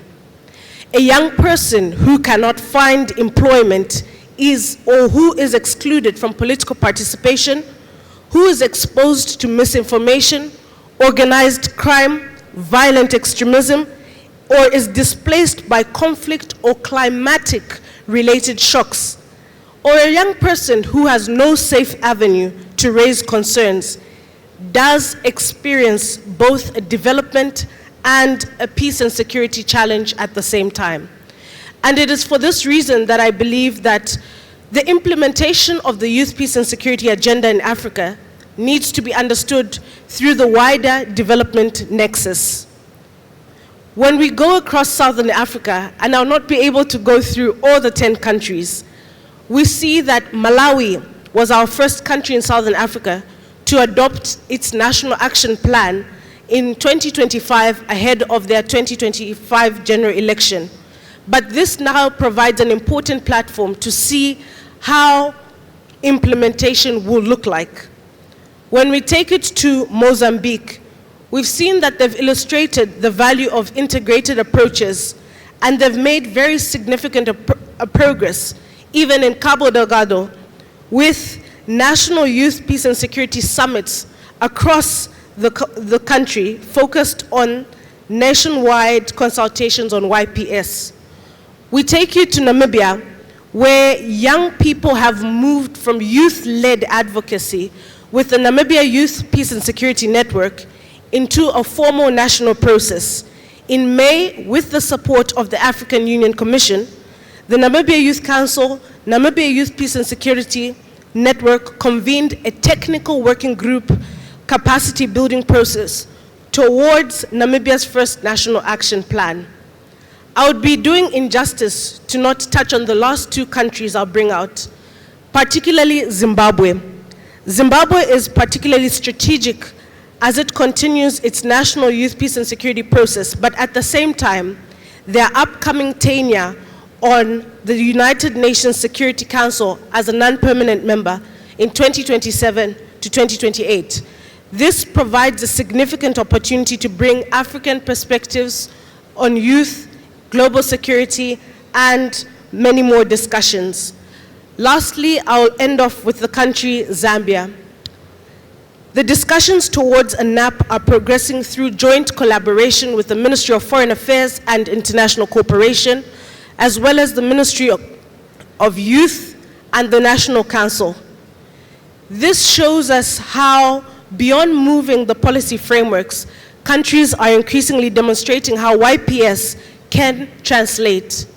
Your Excellency, I'll be concluding by sharing that in less than 4 months during this mandate of mine, we have been able to reach directly and take the African Union to more than 2,400 young people directly in secondary schools, and we piloted this in Zambia because 3 days from now, Zambia heads to the polls, and we thought it's very important to take peace and civic education into the classrooms, especially in conflict-prone communities.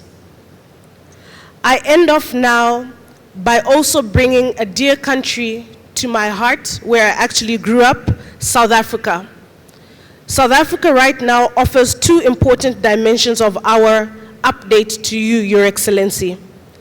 The first one, we are seeing very practical investment in youth peace building through the South Africa and Finland Youth Peace Mediators Mentoring Program.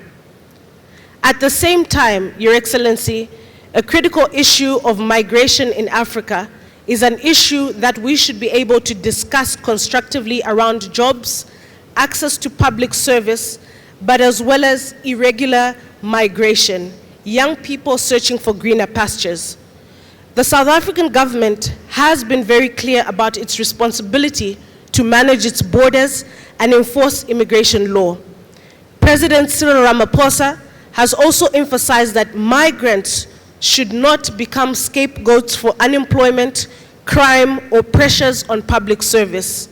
From a YPS perspective, this is relevant that I thought I'd bring this out because irregular migration, human trafficking, drug trafficking, unemployment, community tensions can intersect very quickly.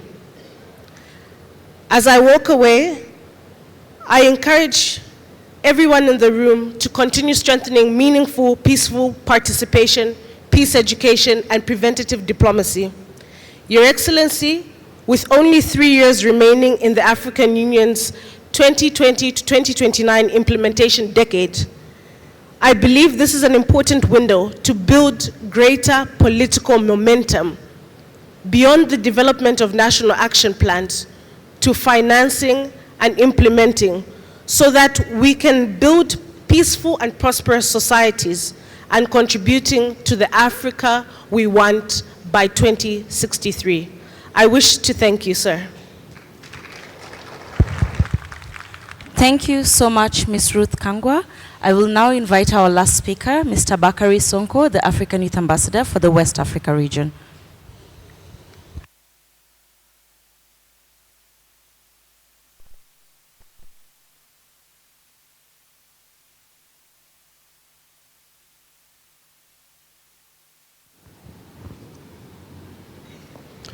Your Excellency, President Evariste Ndayishimiye, President of the Republic of Burundi, Chairperson of the African Union, and AU Champion for Youth, Peace and Security.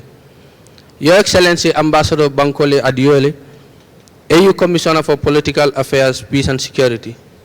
Your Excellencies, allow me to stand on already existing protocols. Indeed, it's an honor to stand here to give a brief update on the state of YPS in West Africa. As we all know, West Africa has been grappling with a lot of peace and security challenges. However, young people of West Africa did not relent. They continue to show commitment. They continue to lead progress that is shaping the agenda, the youth peace and security agenda in our region. And I must say that our response to young people should not be delayed.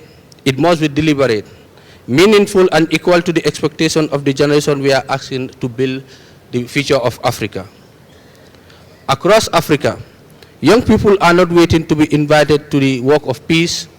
They are already doing it. Your Excellencies, allow me to highlight the state of YPS agenda in West Africa.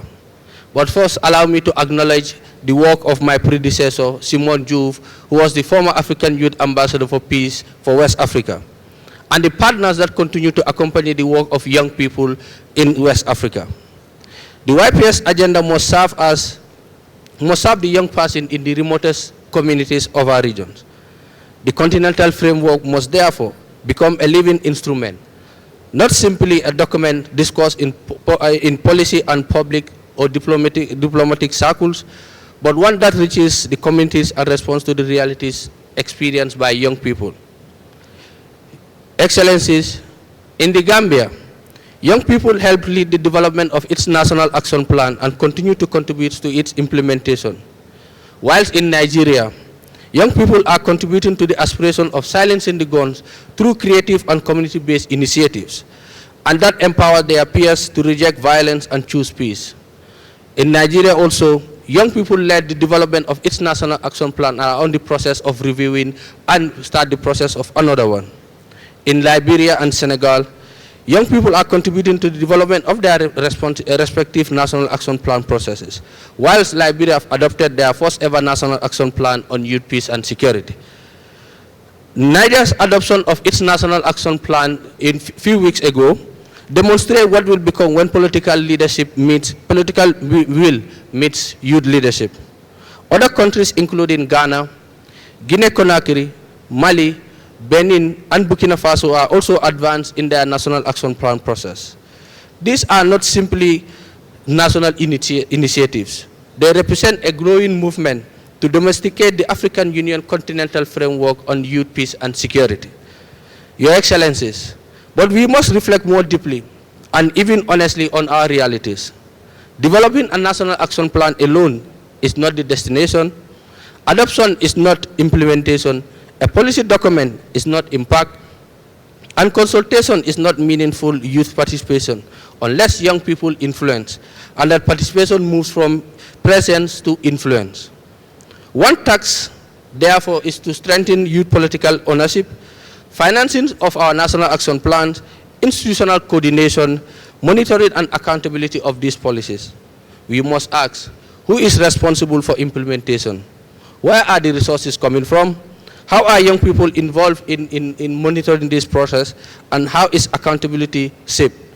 And most importantly, can a young person in our remotest communities feel the difference of these policies? These are the questions we must therefore, and it must define the next chapter of the youth, peace and security in Africa. As we gather here in Burundi for the 5th Continental Dialogue, I believe we have an opportunity to move beyond reaffirming what we already know. We already know that young people matter. We already know that young people are already contributing to peace. And we already know that continental framework provides us with a shared vision. The question before us now is therefore whether we are able to summon the political courage, whether we are able to promote institutional commitment and to implement it at a scale that our continent requires. Let us therefore ensure that the YPS agenda is not only discussed in continental dialogues, but also felt in communities. And then we also ensure that national action plans are not only adopted, but they are implemented and they are also financed. And let us build a continent where a young person's geography does not determine the extent of the opportunities they contribute to peace. Your Excellencies, distinguished delegates, as young people of Africa are not asking for a future handed to them, they are asking for the opportunity, the trust and the responsibility to promote institutional space to help build the peace that thrive. Our responsibility is to ensure that when they look back at the generation of leaders, they can know that they have been listened to. When they spoke, they are trusted. And when they lead, we acted when action was required. That is the promise of the Youth Peace and Security Agenda. Your Excellencies, just to remind all of us that the Youth Peace and Security is the greatest hope that we have in order to translate our commitment into reality.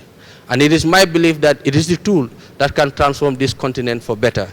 Young people can lead, young people deserve to be trusted, just as we trust in the political dimension of our continent. And we hope that we continue to change and create the Africa that works for all. For this is for us and for our people, for now and for the future. Thank you very much. Thank you so much, Mr. Bakari Sonko. And with that, Your Excellency, we submit this reflection by the African Youth Ambassadors for Peace, representing each of their regions on the progress of implementation of the YPS agenda.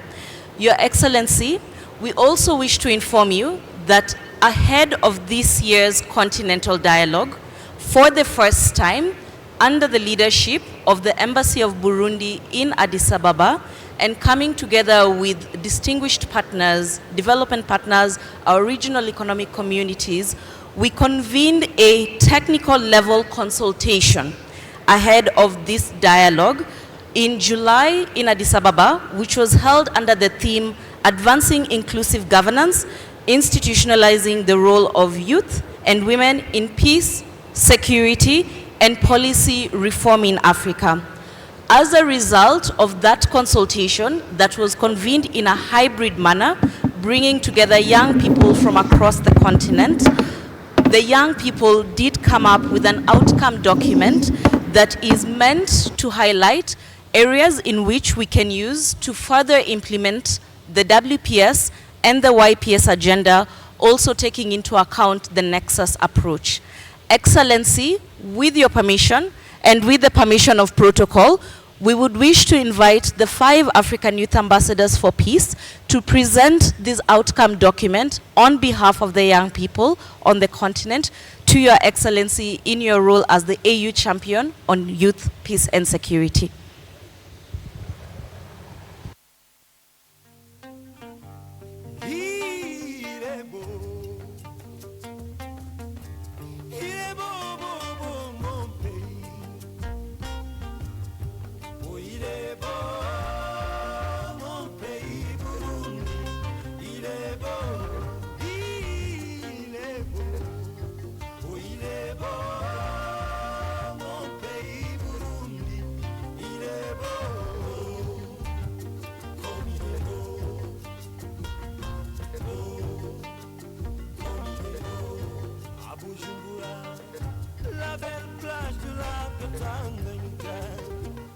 Le soleil, les opires, les bureaux, les bons poissons, Mukeke Nandagala, hippopotames et crocodiles, dans la Russie, dans notre capitale. When I think of our next speaker,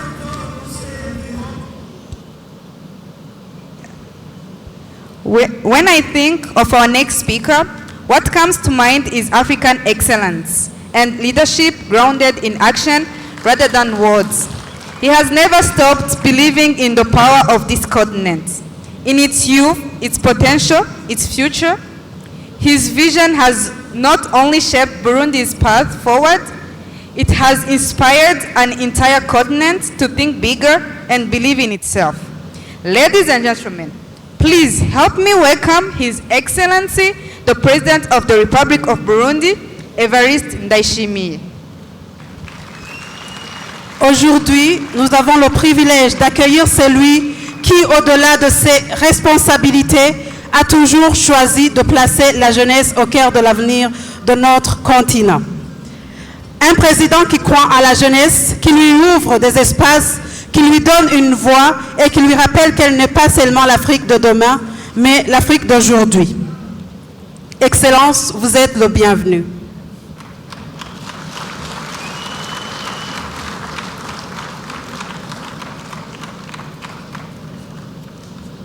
Prenez place.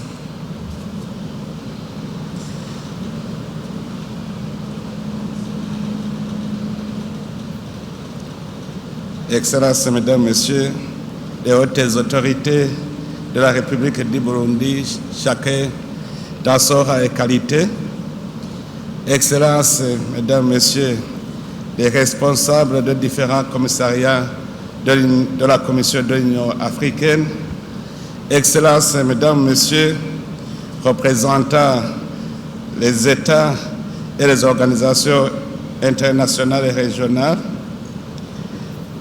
chers ambassadeurs jeunes, distingués participants, Mesdames et Messieurs, les invités. Rendons grâce à Dieu le Tout-Puissant, dont la bienveillance et la protection nous accompagnent tous les jours, car lui seul revienne toute la gloire, tout honneur et toute la reconnaissance aujourd'hui et pour toujours. Excellences, Mesdames, Messieurs, chers et jeunes Africains, c'est avec un profond respect et un sincère plaisir que nous vous accueillons en cette journée du 10 août 2026 consacrée à l'ouverture des travaux de la 5e édition du dialogue continental sur l'agenda jeunesse, paix et sécurité en Afrique, étendue cette année à l'agenda femmes, paix et sécurité.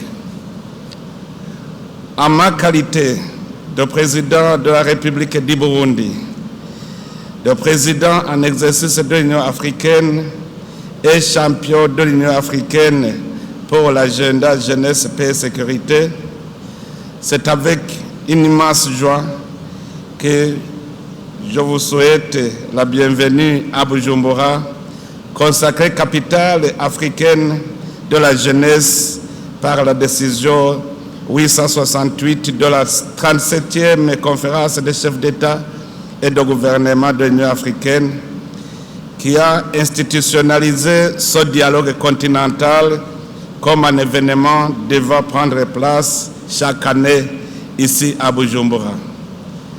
Votre présence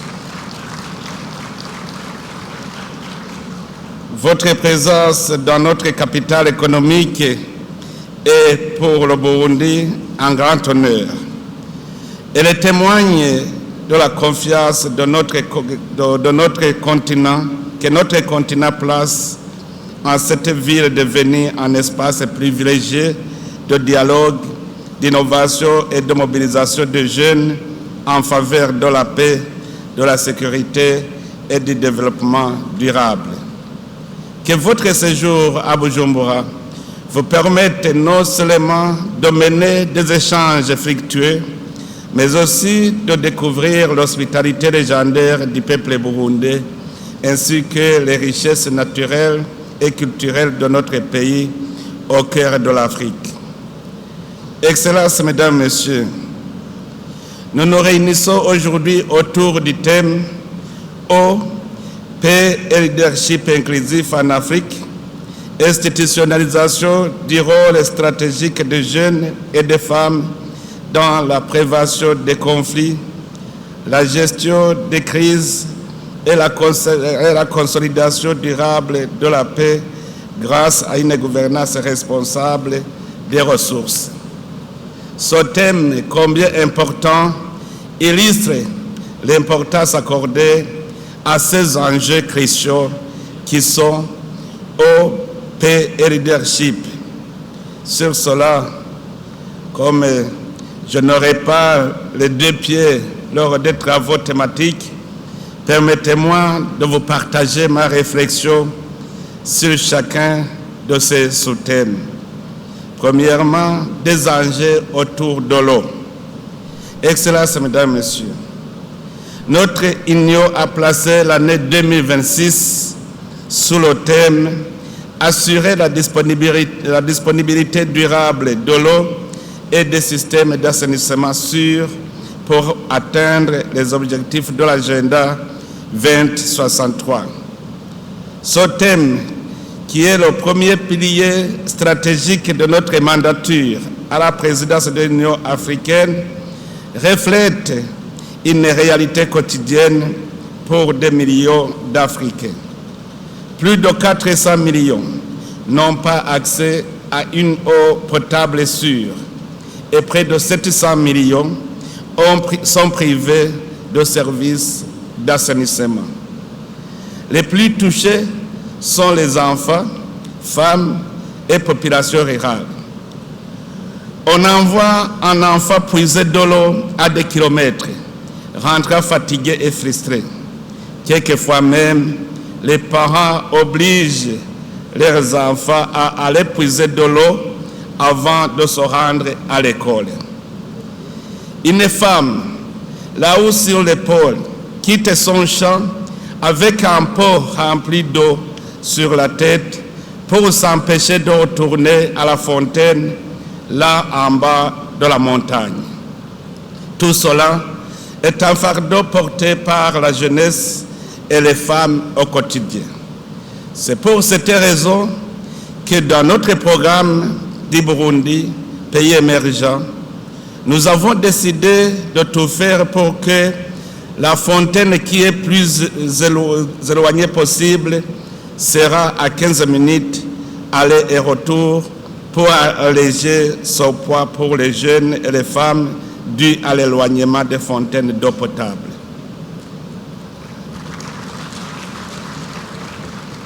En plus, à l'échelle globale, l'eau tend à être une source de conflit entre les États, ce qui constitue une menace pour la sécurité des citoyens.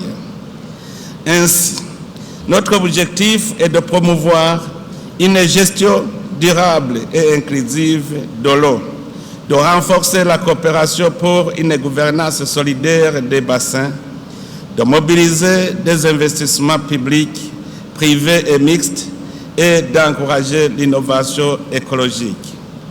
Notre rôle est de sensibiliser tous les intervenants à impliquer les communautés locales et les groupes particuliers, dont les femmes et les jeunes, qui représentent une grande majorité de la population africaine, afin de transformer l'accès à l'eau en un levier de santé, de paix et de prospérité. Ce thème d'aujourd'hui, donc, reflète une conviction profonde.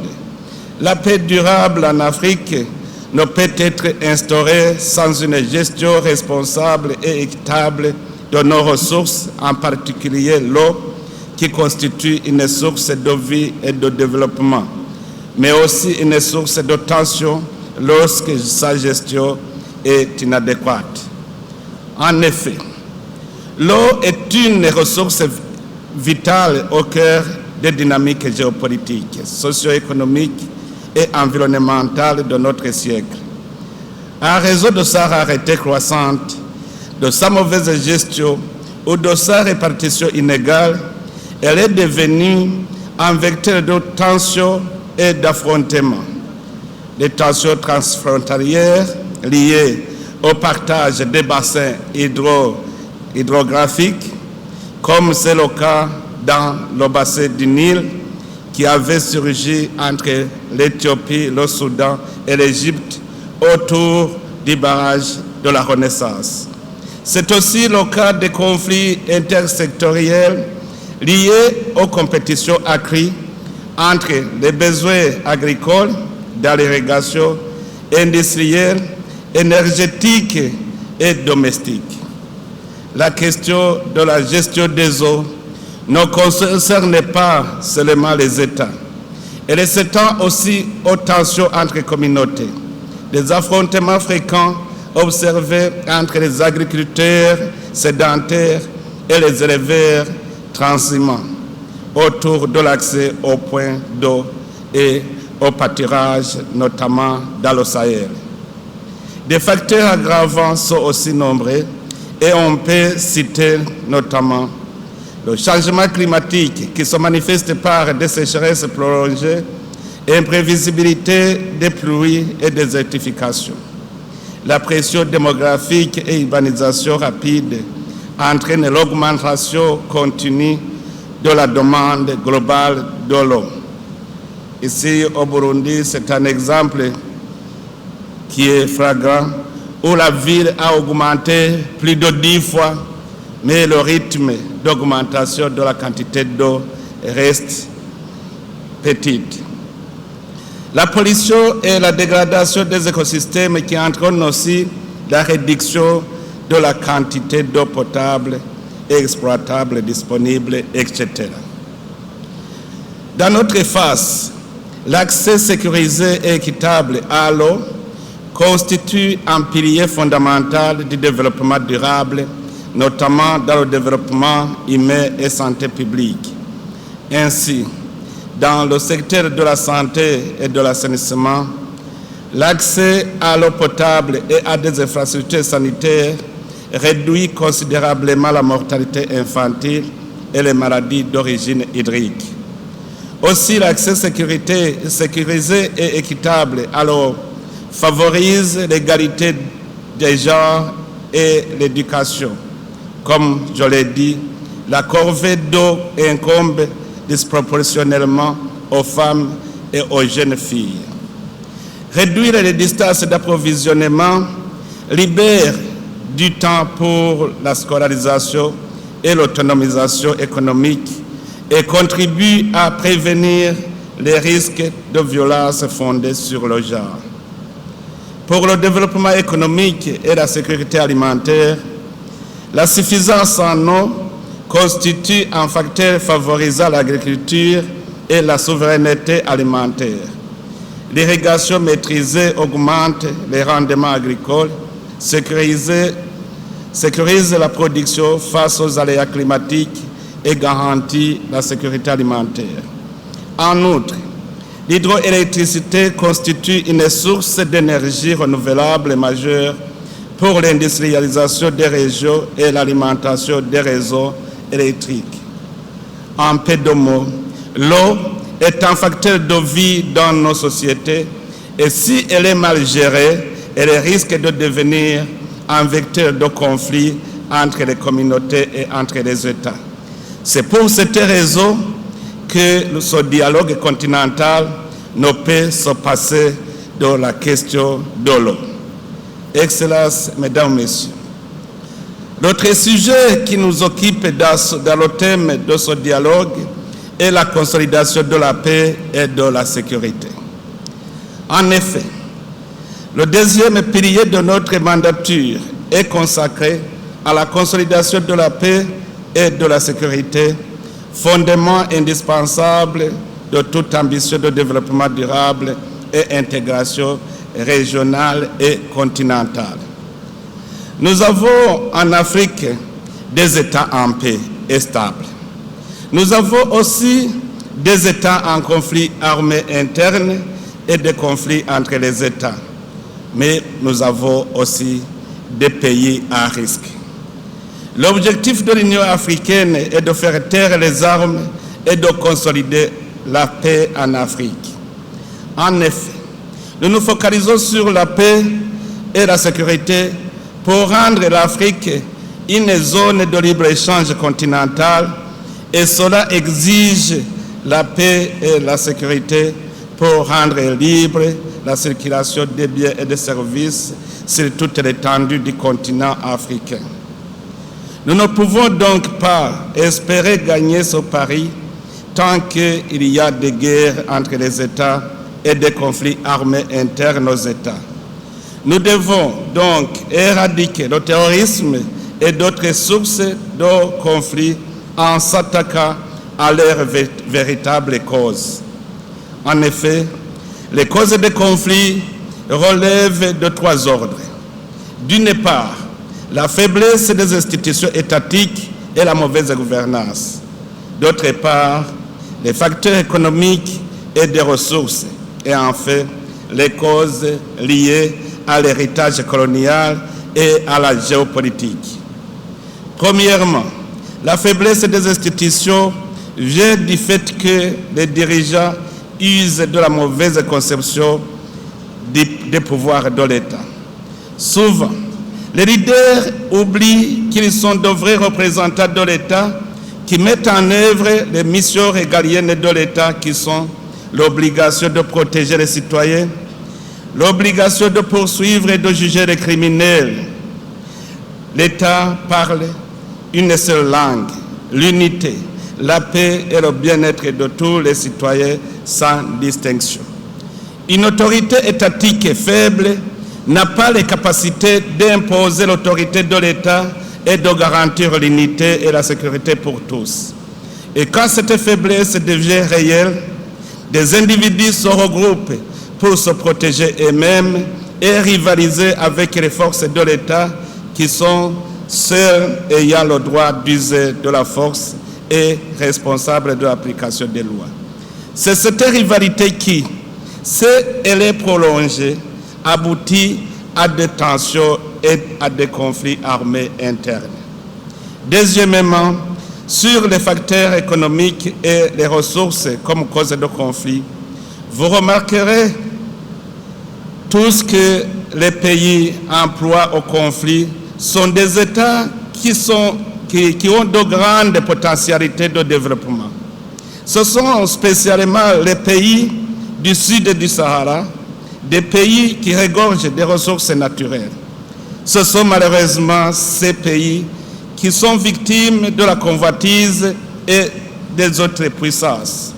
Cela est aggravé par le taux de chômage élevé dans ces pays et, profitant de ce besoin pressant des jeunes, les détracteurs les recrutent pour les faire entrer dans des groupes, des escadrons de la mort, ce qui freine encore le développement de nos États.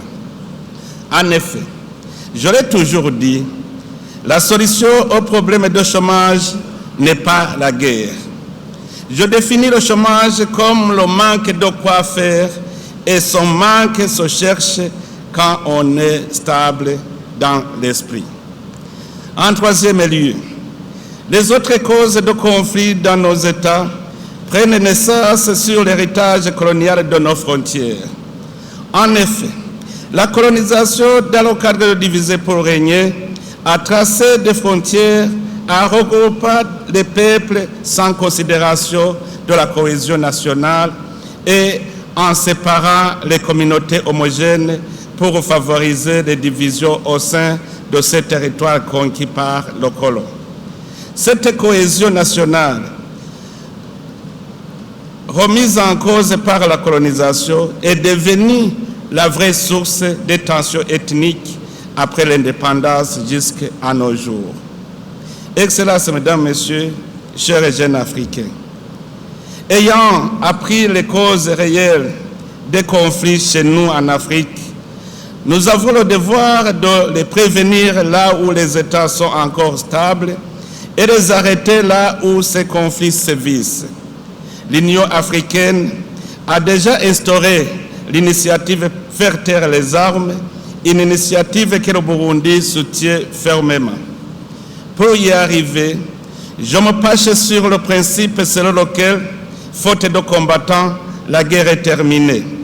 Mais aussi, faute d'objets, la guerre est terminée. Nous, les leaders, nous devons étudier les mécanismes de démobilisation des combattants ainsi que ceux susceptibles de participer aux conflits armés. C'est cela la démobilisation des esprits aussi. Pour ce faire, nous devons identifier ceux qui sont à même de participer au conflit et qui sont connus. Ce sont des personnes ayant encore de la force physique. Partout où il y a des conflits, les instigateurs sont des personnes âgées, tandis que les jeunes sont de véritables acteurs des conflits armés sur le terrain. Une fois que ceux-ci se désengagent des fronts, obligatoirement, les conflits armés prendront fin. Alors, déclarons ensemble, Tubivemo, désengageons-nous de l'esprit belliqueux et bâtissons ensemble un havre de paix. Faisons l'Afrique un havre de paix. Je sais que c'est un engagement dur à marcher et à digérer pour ceux qui sont déjà engagés dans la guerre, car ils se demandent de ce qu'ils peuvent avoir en contrepartie, de leur sort du moment qu'ils ont le sang dans les mains. C'est ça le défi. Les jeunes doivent se demander où est-ce que je vais si je me désengage du front. Ce que je vous dis à ce jour, c'est que la paix et la sécurité sont la seule source de développement. On ne pourra pas combattre le chômage, on ne pourra pas éradiquer la pauvreté tant qu'on sera en guerre. Ainsi, je m'adresse à vous, les jeunes encore dynamiques. Changeons le narratif de l'Afrique.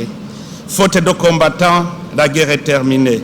Si la jeunesse africaine se désengage, la guerre n'aura pas lieu. Refusons l'invitation des leaders politiques qui nous présentent des programmes sans issue. Le chômage, ne vous y trompez pas, c'est manquer quoi faire et nous ne pouvons pas dire qu'en Afrique, on manque quoi faire. Nos terres sont encore vierges. Nous avons encore des ressources naturelles à transformer. Chers jeunes, l'emploi, vous le manquerez, mais le travail ne manque pas.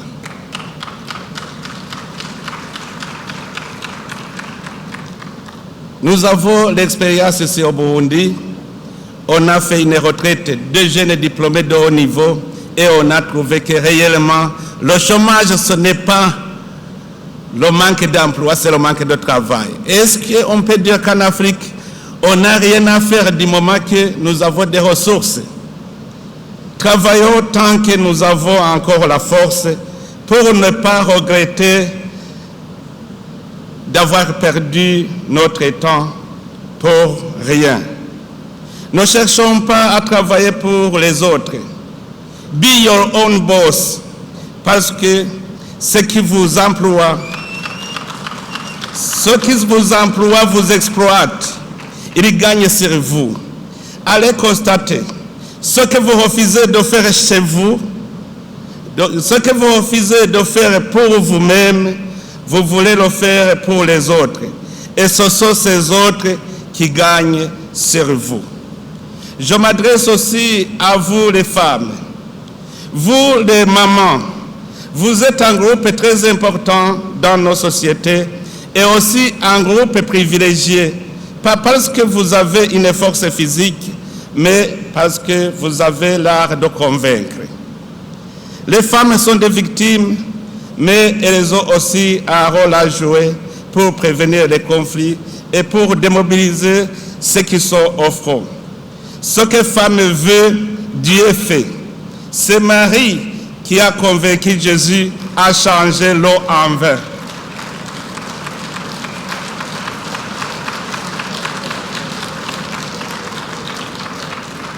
Vous les femmes, vous êtes des mamans qui avez l'habileté de conseiller et de convaincre les hommes et les enfants parce que c'est vous qui sentez les douleurs des conflits armés comme vous sentez les douleurs de l'enfantement. De ce dialogue continental, disons à nos leaders non aux conflits armés. Appelons à la solidarité continentale contre les guerres et le terrorisme. Engageons-nous à créer nous-mêmes l'emploi, car Dieu nous a créés pour travailler et la matière première est encore là, elle nous attend. Au lieu de nous regarder comme des ennemis, affirmons ensemble que notre ennemi commun est la pauvreté et coalisons-nous contre elle. Excellences, Mesdames, Messieurs, chers leaders politiques, l'expérience que nous avons sur notre continent montre que construire une paix durable nécessite un processus inclusif de réconciliation, de renforcement de la cohésion nationale, et de consolidation de nos institutions. Cela repose aussi sur la promotion d'une gouvernance qui implique tout le monde, d'une justice sociale pour tous, de la lutte contre l'impunité et du développement économique intégral. Nous ne devrions pas oublier de prendre en compte les facteurs de fragilité tels que la pauvreté, les inégalités persistantes, l'exclusion des jeunes et la marginalisation de certaines composantes de nos sociétés, notamment les femmes. À travers cette belle initiative, chacun de nous doit contribuer à une dynamique en pleine expansion sur le continent où la jeunesse africaine devient un véritable pilier pour prévenir les conflits, renforcer la paix et bâtir un avenir commun. Notre souhait est que ce dialogue continental fasse mieux connaître aux jeunes et aux femmes l'agenda africain de la paix et de la sécurité, tout en soulignant les rôles essentiels dans la renaissance africaine que nous espérons tous avoir se réaliser. J'ai le souhait de voir en Afrique se créer une nouvelle génération, une génération qui ne compte pas son avenir sur les mains des autres, une génération qui a un cœur apaisé, qui maîtrise ce pourquoi elle a été créée. L'engagement de jeunes et de femmes est un élément vital pour relever les divers défis et pour bâtir un avenir plus durable pour notre continent.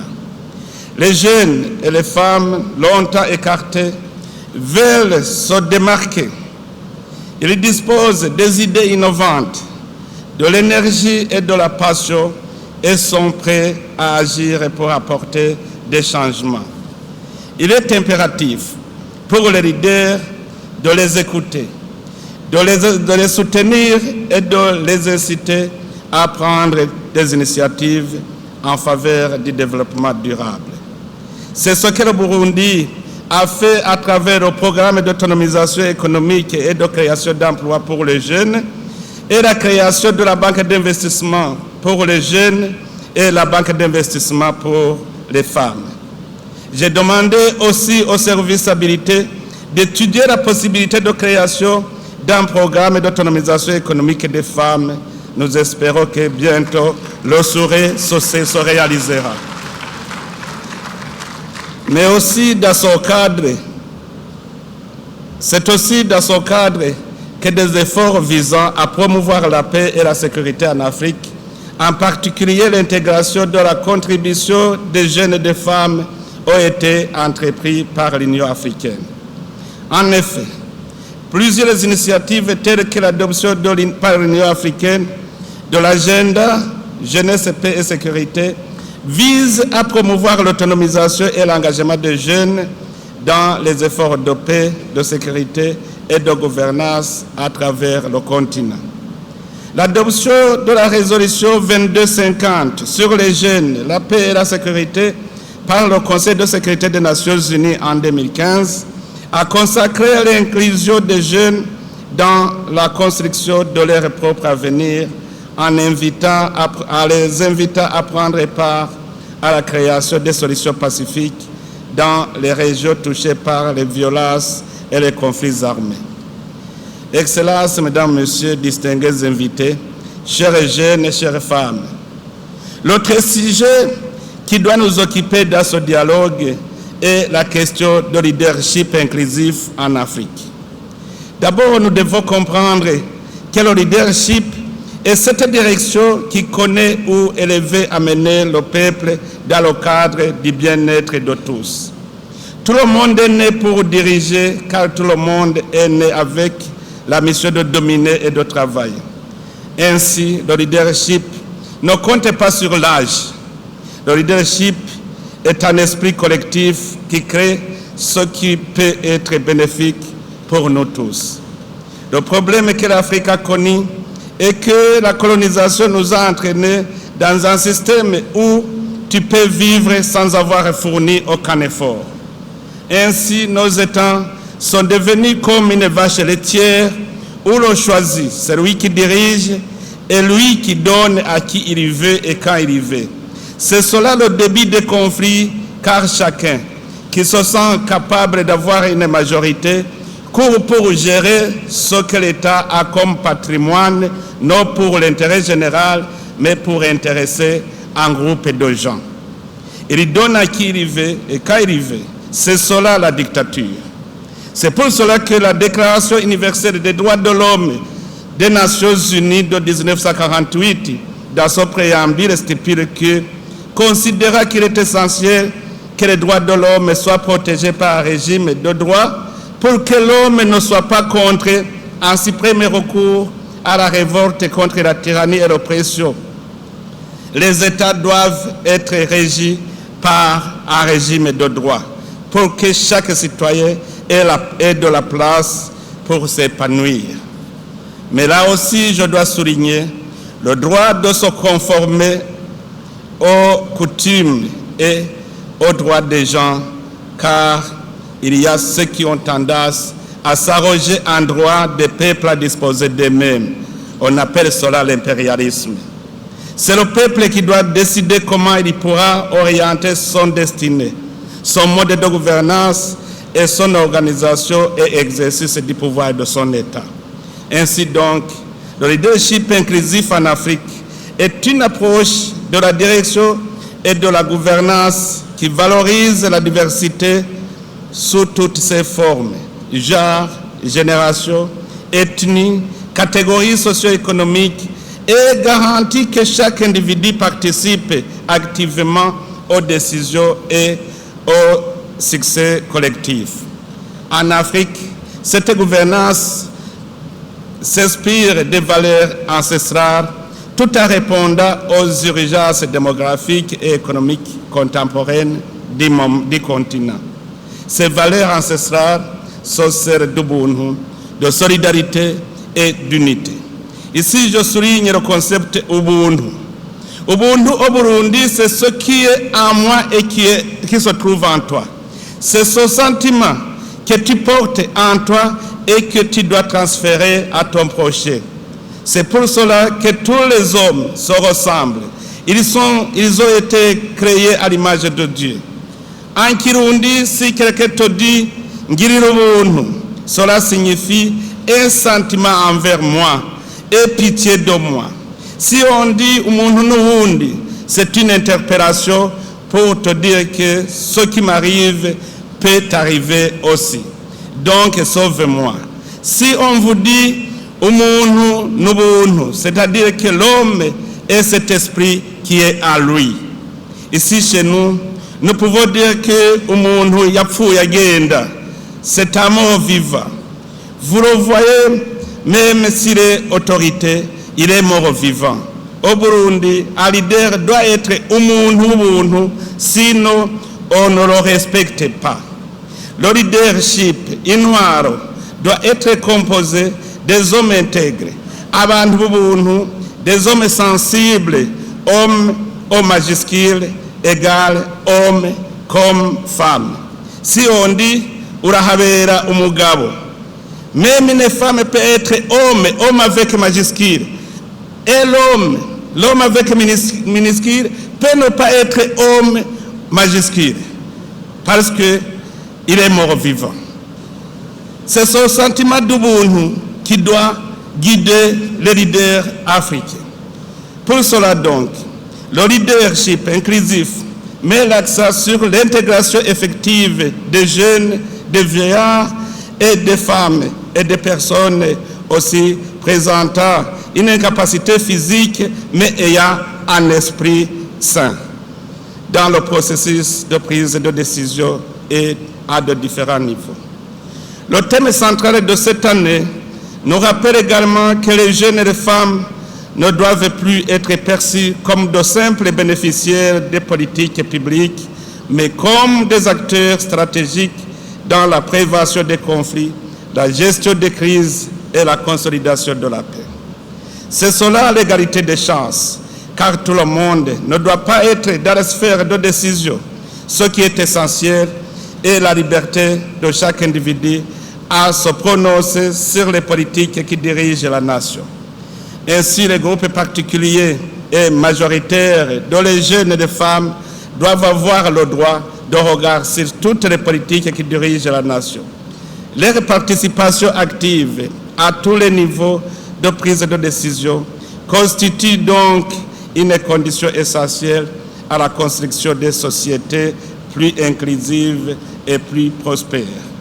Excellences, Mesdames, Messieurs, distingués invités, nous avons décidé d'associer les femmes à ce dialogue continental, car l'expérience a montré que leur participation à la prévention des conflits et à la consolidation de la paix apporte toujours une valeur ajoutée au processus de prise de décision. Oui, les mamans sont toujours des mamans, des porteuses qui connaissent les douleurs de l'enfantement. Ce sont elles qui connaissent la douleur de perdre un être humain. Il est honteux et humiliant et douloureux aussi de négocier la paix après avoir perdu des semblables qui ne peuvent être plus ressuscités. Ce sont les mamans qui en sentent la douleur. Voilà la raison d'avoir associé les jeunes et les femmes.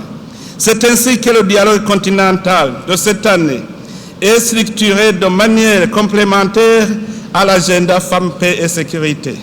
Il s'agit d'un rendez-vous que nous souhaitons résolument intergénérationnel, encourageant des échanges ouverts et constructifs entre les jeunes et les femmes, les décideurs politiques, les institutions continentales, la société civile, le monde académique et le secteur privé, dans le but de renforcer la compréhension mutuelle, de valoriser les expériences africaines et de formuler des recommandations opérationnelles en harmonie avec les réalités du terrain.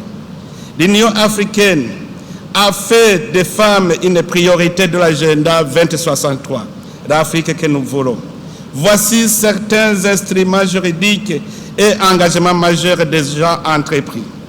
Le protocole de Maputo de 2003 à la Charte africaine des droits de l'homme et des peuples relatifs aux droits des femmes en Afrique, avec comme objectif d'éliminer toutes les discriminations envers les femmes, droit à la santé, à l'éducation, à la terre et lutter contre les mariages forcés. Convention de l'Union africaine sur l'élimination de la violence à l'égard des femmes et des filles en février 2025. 6 États ont signé, c'est l'Angola, le Burundi, Djibouti, Gambie, Libéria, RDC, etc. Et ils n'ont pas encore ratifié. Je remercie Mme Mouramura qui nous a rappelé et qui a demandé au président de l'Assemblée nationale de songer à ce sujet. Merci beaucoup, Madame. Sur cette base, nous avons jugé que l'influence des jeunes et des femmes sur le cours du monde reste prépondérante. En les associant au vrai sens du terme, aux initiatives de promotion de la paix, de la sécurité et de la stabilité en Afrique, les institutions concernées donnent de la visibilité aux contributions que les jeunes et les femmes apportent au monde aujourd'hui et à celui de demain. Excellences, Mesdames, Messieurs, l'Afrique doit impérativement investir dans des solutions offrant aux jeunes et aux femmes de réelles possibilités de se lancer dans des activités qui leur permettent de réaliser leurs rêves et de convenir des architectes de leur propre destinée. Dans le domaine du leadership, les femmes africaines ne sont plus en retrait des décisions. Elles sont de plus en plus en avant. Comme déjà prôné par l'Union africaine que nous présidons actuellement, la participation des femmes en politique est essentielle pour une bonne gouvernance démocratique et la réalisation de l'agenda 2063. Aussi, l'Union africaine doit continuer à pousser pour avoir plus de femmes dans les processus de paix et les opérations de maintien de la paix, tout en considérant leurs forces physiques. Excellences, Mesdames, Messieurs, le thème qui nous réunit aujourd'hui nous invite à regarder bien au-delà de cette salle. Il nous oblige à réfléchir à l'Afrique que nous voulons construire ensemble au cours des prochaines décennies, car nous entrons dans une période décisive de son histoire. D'ici 2050, l'Afrique comptera près d'un quart de la population mondiale, sans considérer les fléaux qui puissent nous surprendre. Cette évolution constitue une responsabilité immense, mais aussi une opportunité sans précédent. Aucun autre continent ne dispose à son talent d'une telle réserve de talent, d'énergie, de créativité et de capacité d'innovation, en plus des réserves naturelles dont nous disposons. Cette réalité nous impose donc un changement de regard. Pendant trop longtemps, la jeunesse a été perçue essentiellement à travers les difficultés auxquelles elle est confrontée. Le chômage, les migrations irrégulières, notamment en prenant la mer au risque d'y laisser les repos, les conflits ou encore les effets du changement climatique. Nous devons désormais la considérer pour ce qu'elle est réellement, le principal moteur de la transformation de notre continent. Moi, j'en suis témoin ici au Burundi. Je suis fier de ma jeunesse en tant que père de Burundi. Il en va de même pour les femmes africaines. Leur contribution à la prévention des conflits, à la médiation, à la cohésion sociale, au développement économique et à la gouvernance est aujourd'hui incontestable. Pourtant, leurs compétences demeurent encore insuffisamment mises à profit dans de nombreux domaines. Ici, je fais des tours dans la campagne du Burundi et je vois très tôt le matin des cercles de femmes qui prennent des décisions sur ce qu'elles vont faire pendant la journée, alors que les hommes dorment. Oyez les femmes. Quand je fais des visites improvisées à la campagne, je vois toujours des cercles de femmes alors que les hommes dorment encore. Excellences, mesdames, messieurs, l'autre point du thème de ce dialogue concerne le développement intégré et la gouvernance responsable des ressources.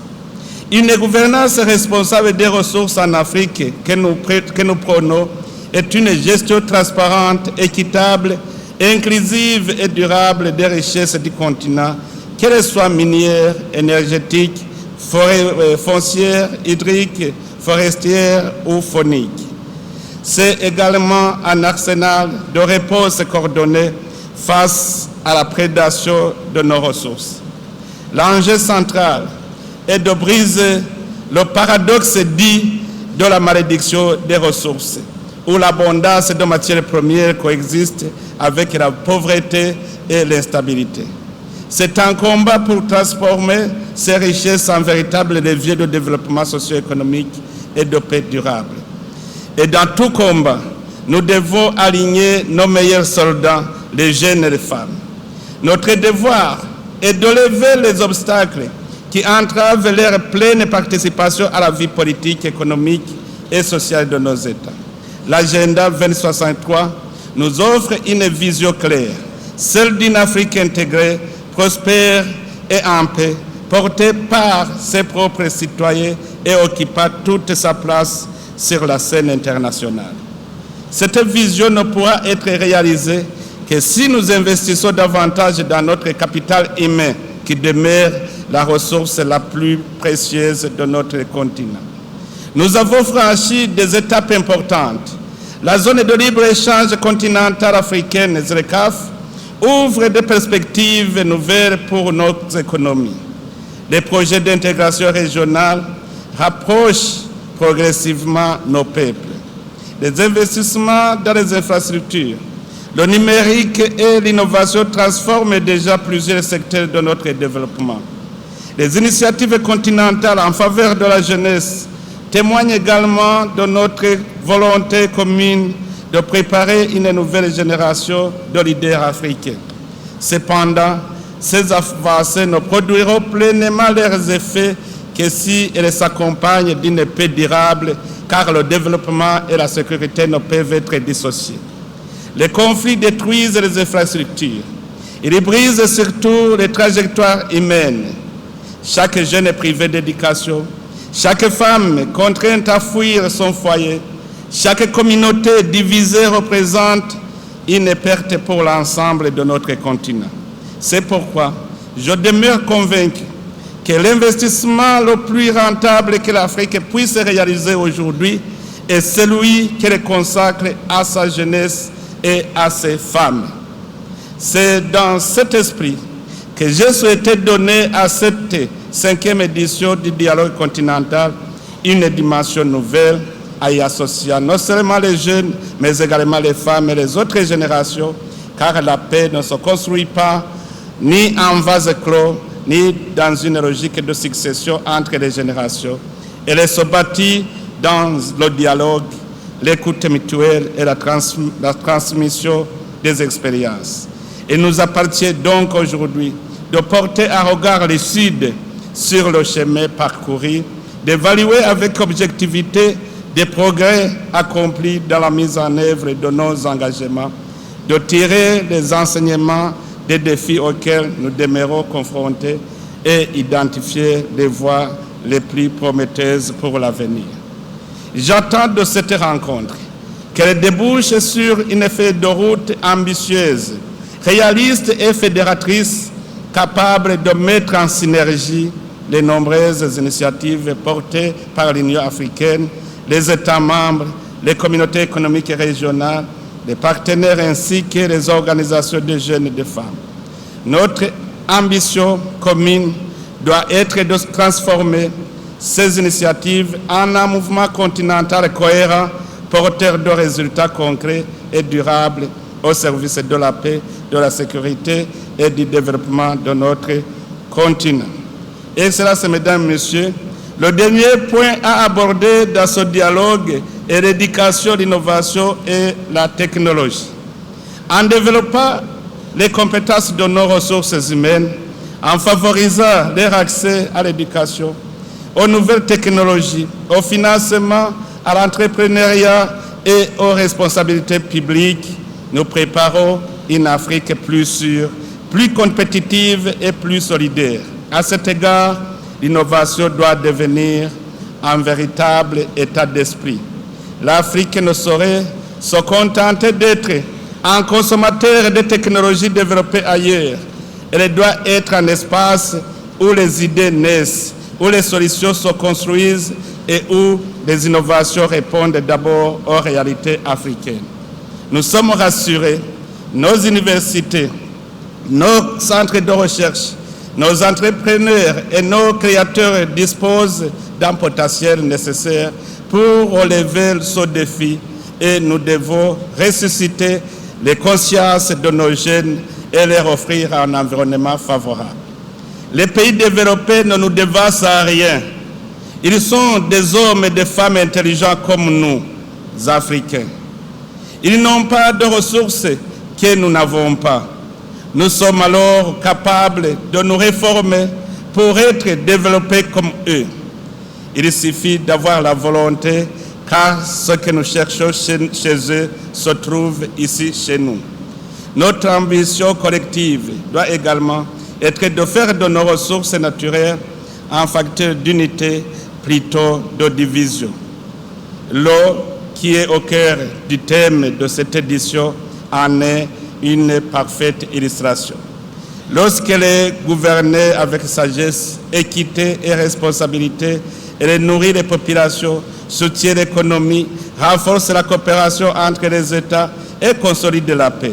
Elle nous rappelle que les ressources que Dieu a confiées à notre continent doivent servir le bien commun et les générations futures. Je suis persuadé que l'Afrique dispose aujourd'hui de tous les atouts nécessaires pour écrire une nouvelle page de son histoire. Cette page sera celle d'un continent qui choisit l'intégration plutôt que le repli, le dialogue plutôt que la confrontation, l'innovation plutôt que l'immobilisme et la paix plutôt que la violence. En donnant toute leur place aux jeunes et aux femmes dans cette ambition commune, nous ne répondons pas seulement à une exigence de justice. Nous faisons le choix de l'efficacité et de la stabilité du progrès. C'est ainsi que nous réaliserons pleinement la vision de l'agenda 2063 et que nous construirons ensemble l'Afrique prospère, intégrée et pacifique à laquelle aspirent nos peuples. Excellences, Mesdames, Messieurs, je ne terminerai pas mon propos sans remercier tout le monde qui s'est impliqué pour la réussite de ce dialogue.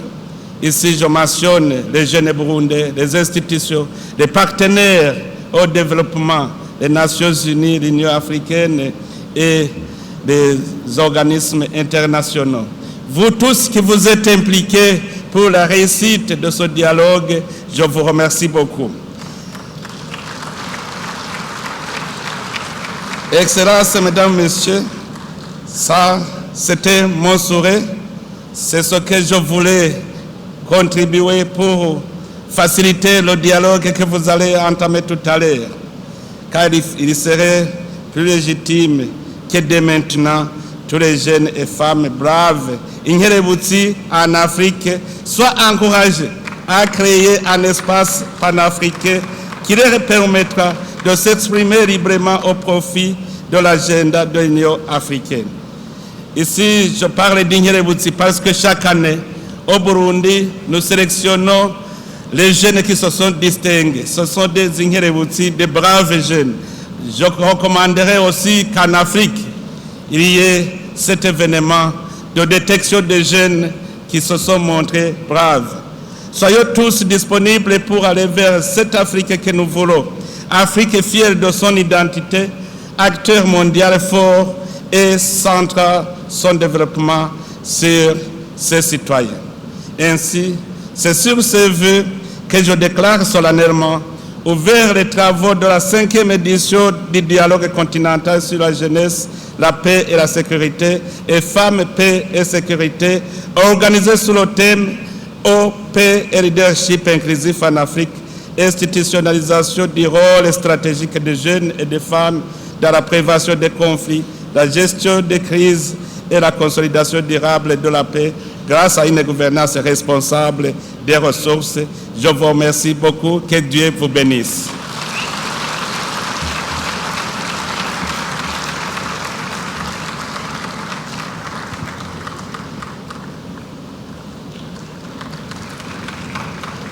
Merci beaucoup, Son Excellence, pour cette allocution inspirante, pleine de fierté et de confiance envers la jeunesse.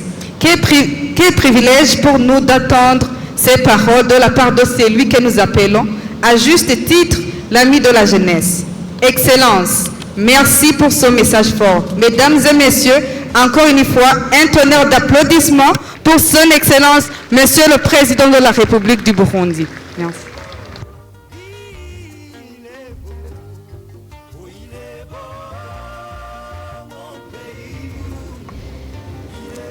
Excellences, Mesdames et Messieurs, nous allons à présent procéder à la séance de photos de famille.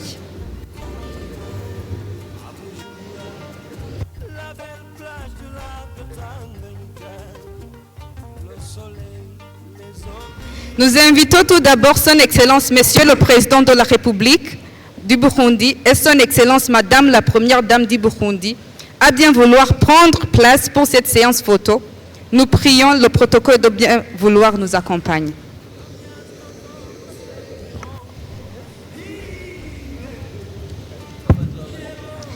Son Excellence, Monsieur le Président de la République, est reconnu comme un grand ami de la jeunesse.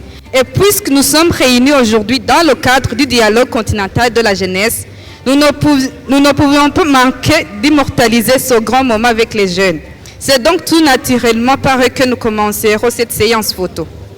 Pour la première photo, nous invitons les 5 jeunes ambassadeurs de l'Union africaine pour la paix, AYAPS, à bien vouloir prendre place aux côtés de leur Excellence.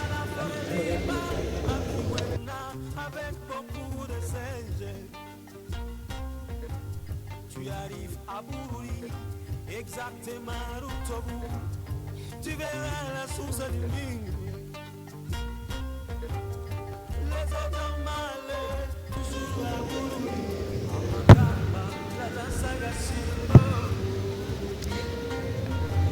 Nous invitons aussi maintenant les jeunes ambassadeurs des communautés économiques régionales à bien vouloir à bien vouloir les rejoindre. S'il vous plaît, comme des jeunes, faisons vite. Les jeunes.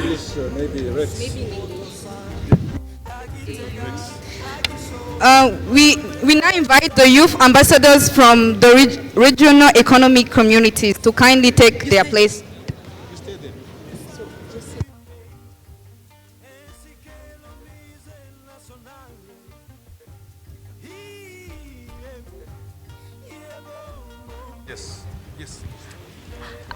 We would now like to invite the young people from the Wise Youth Network, other young people sponsored by the African Union, by our development partners, by the REXRMs, to join His Excellency on stage for the pictures.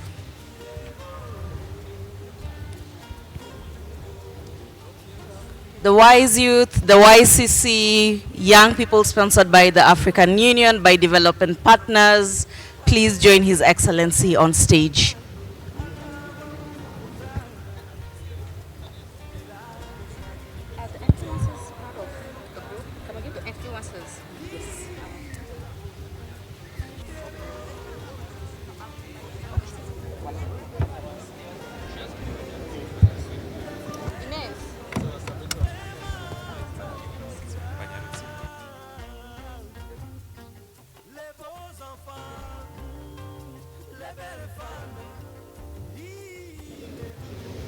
We now invite young international and Burundian influencers from all categories to kindly take their places next to others. Tous les influenceurs, s'il vous plaît, tous les influenceurs venus de l'étranger, ainsi que les influenceurs burundais. Faisons vite comme des jeunes, s'il vous plaît.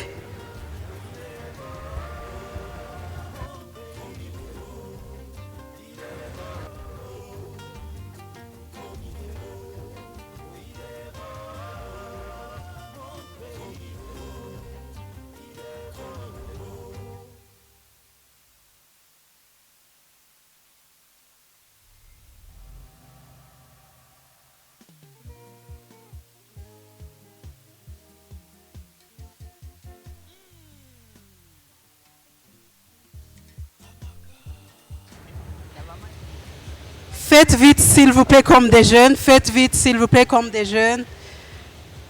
Tous les influenceurs burundais et internationaux.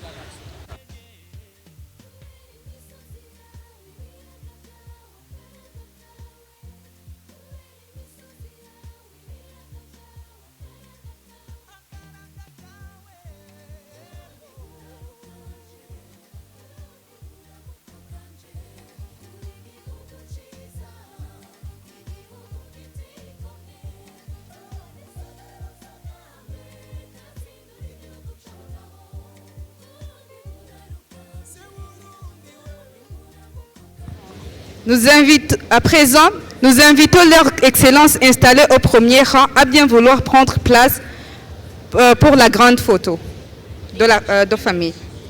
We now invite the Excellencies seated in the first row to kindly take their places for the family photo.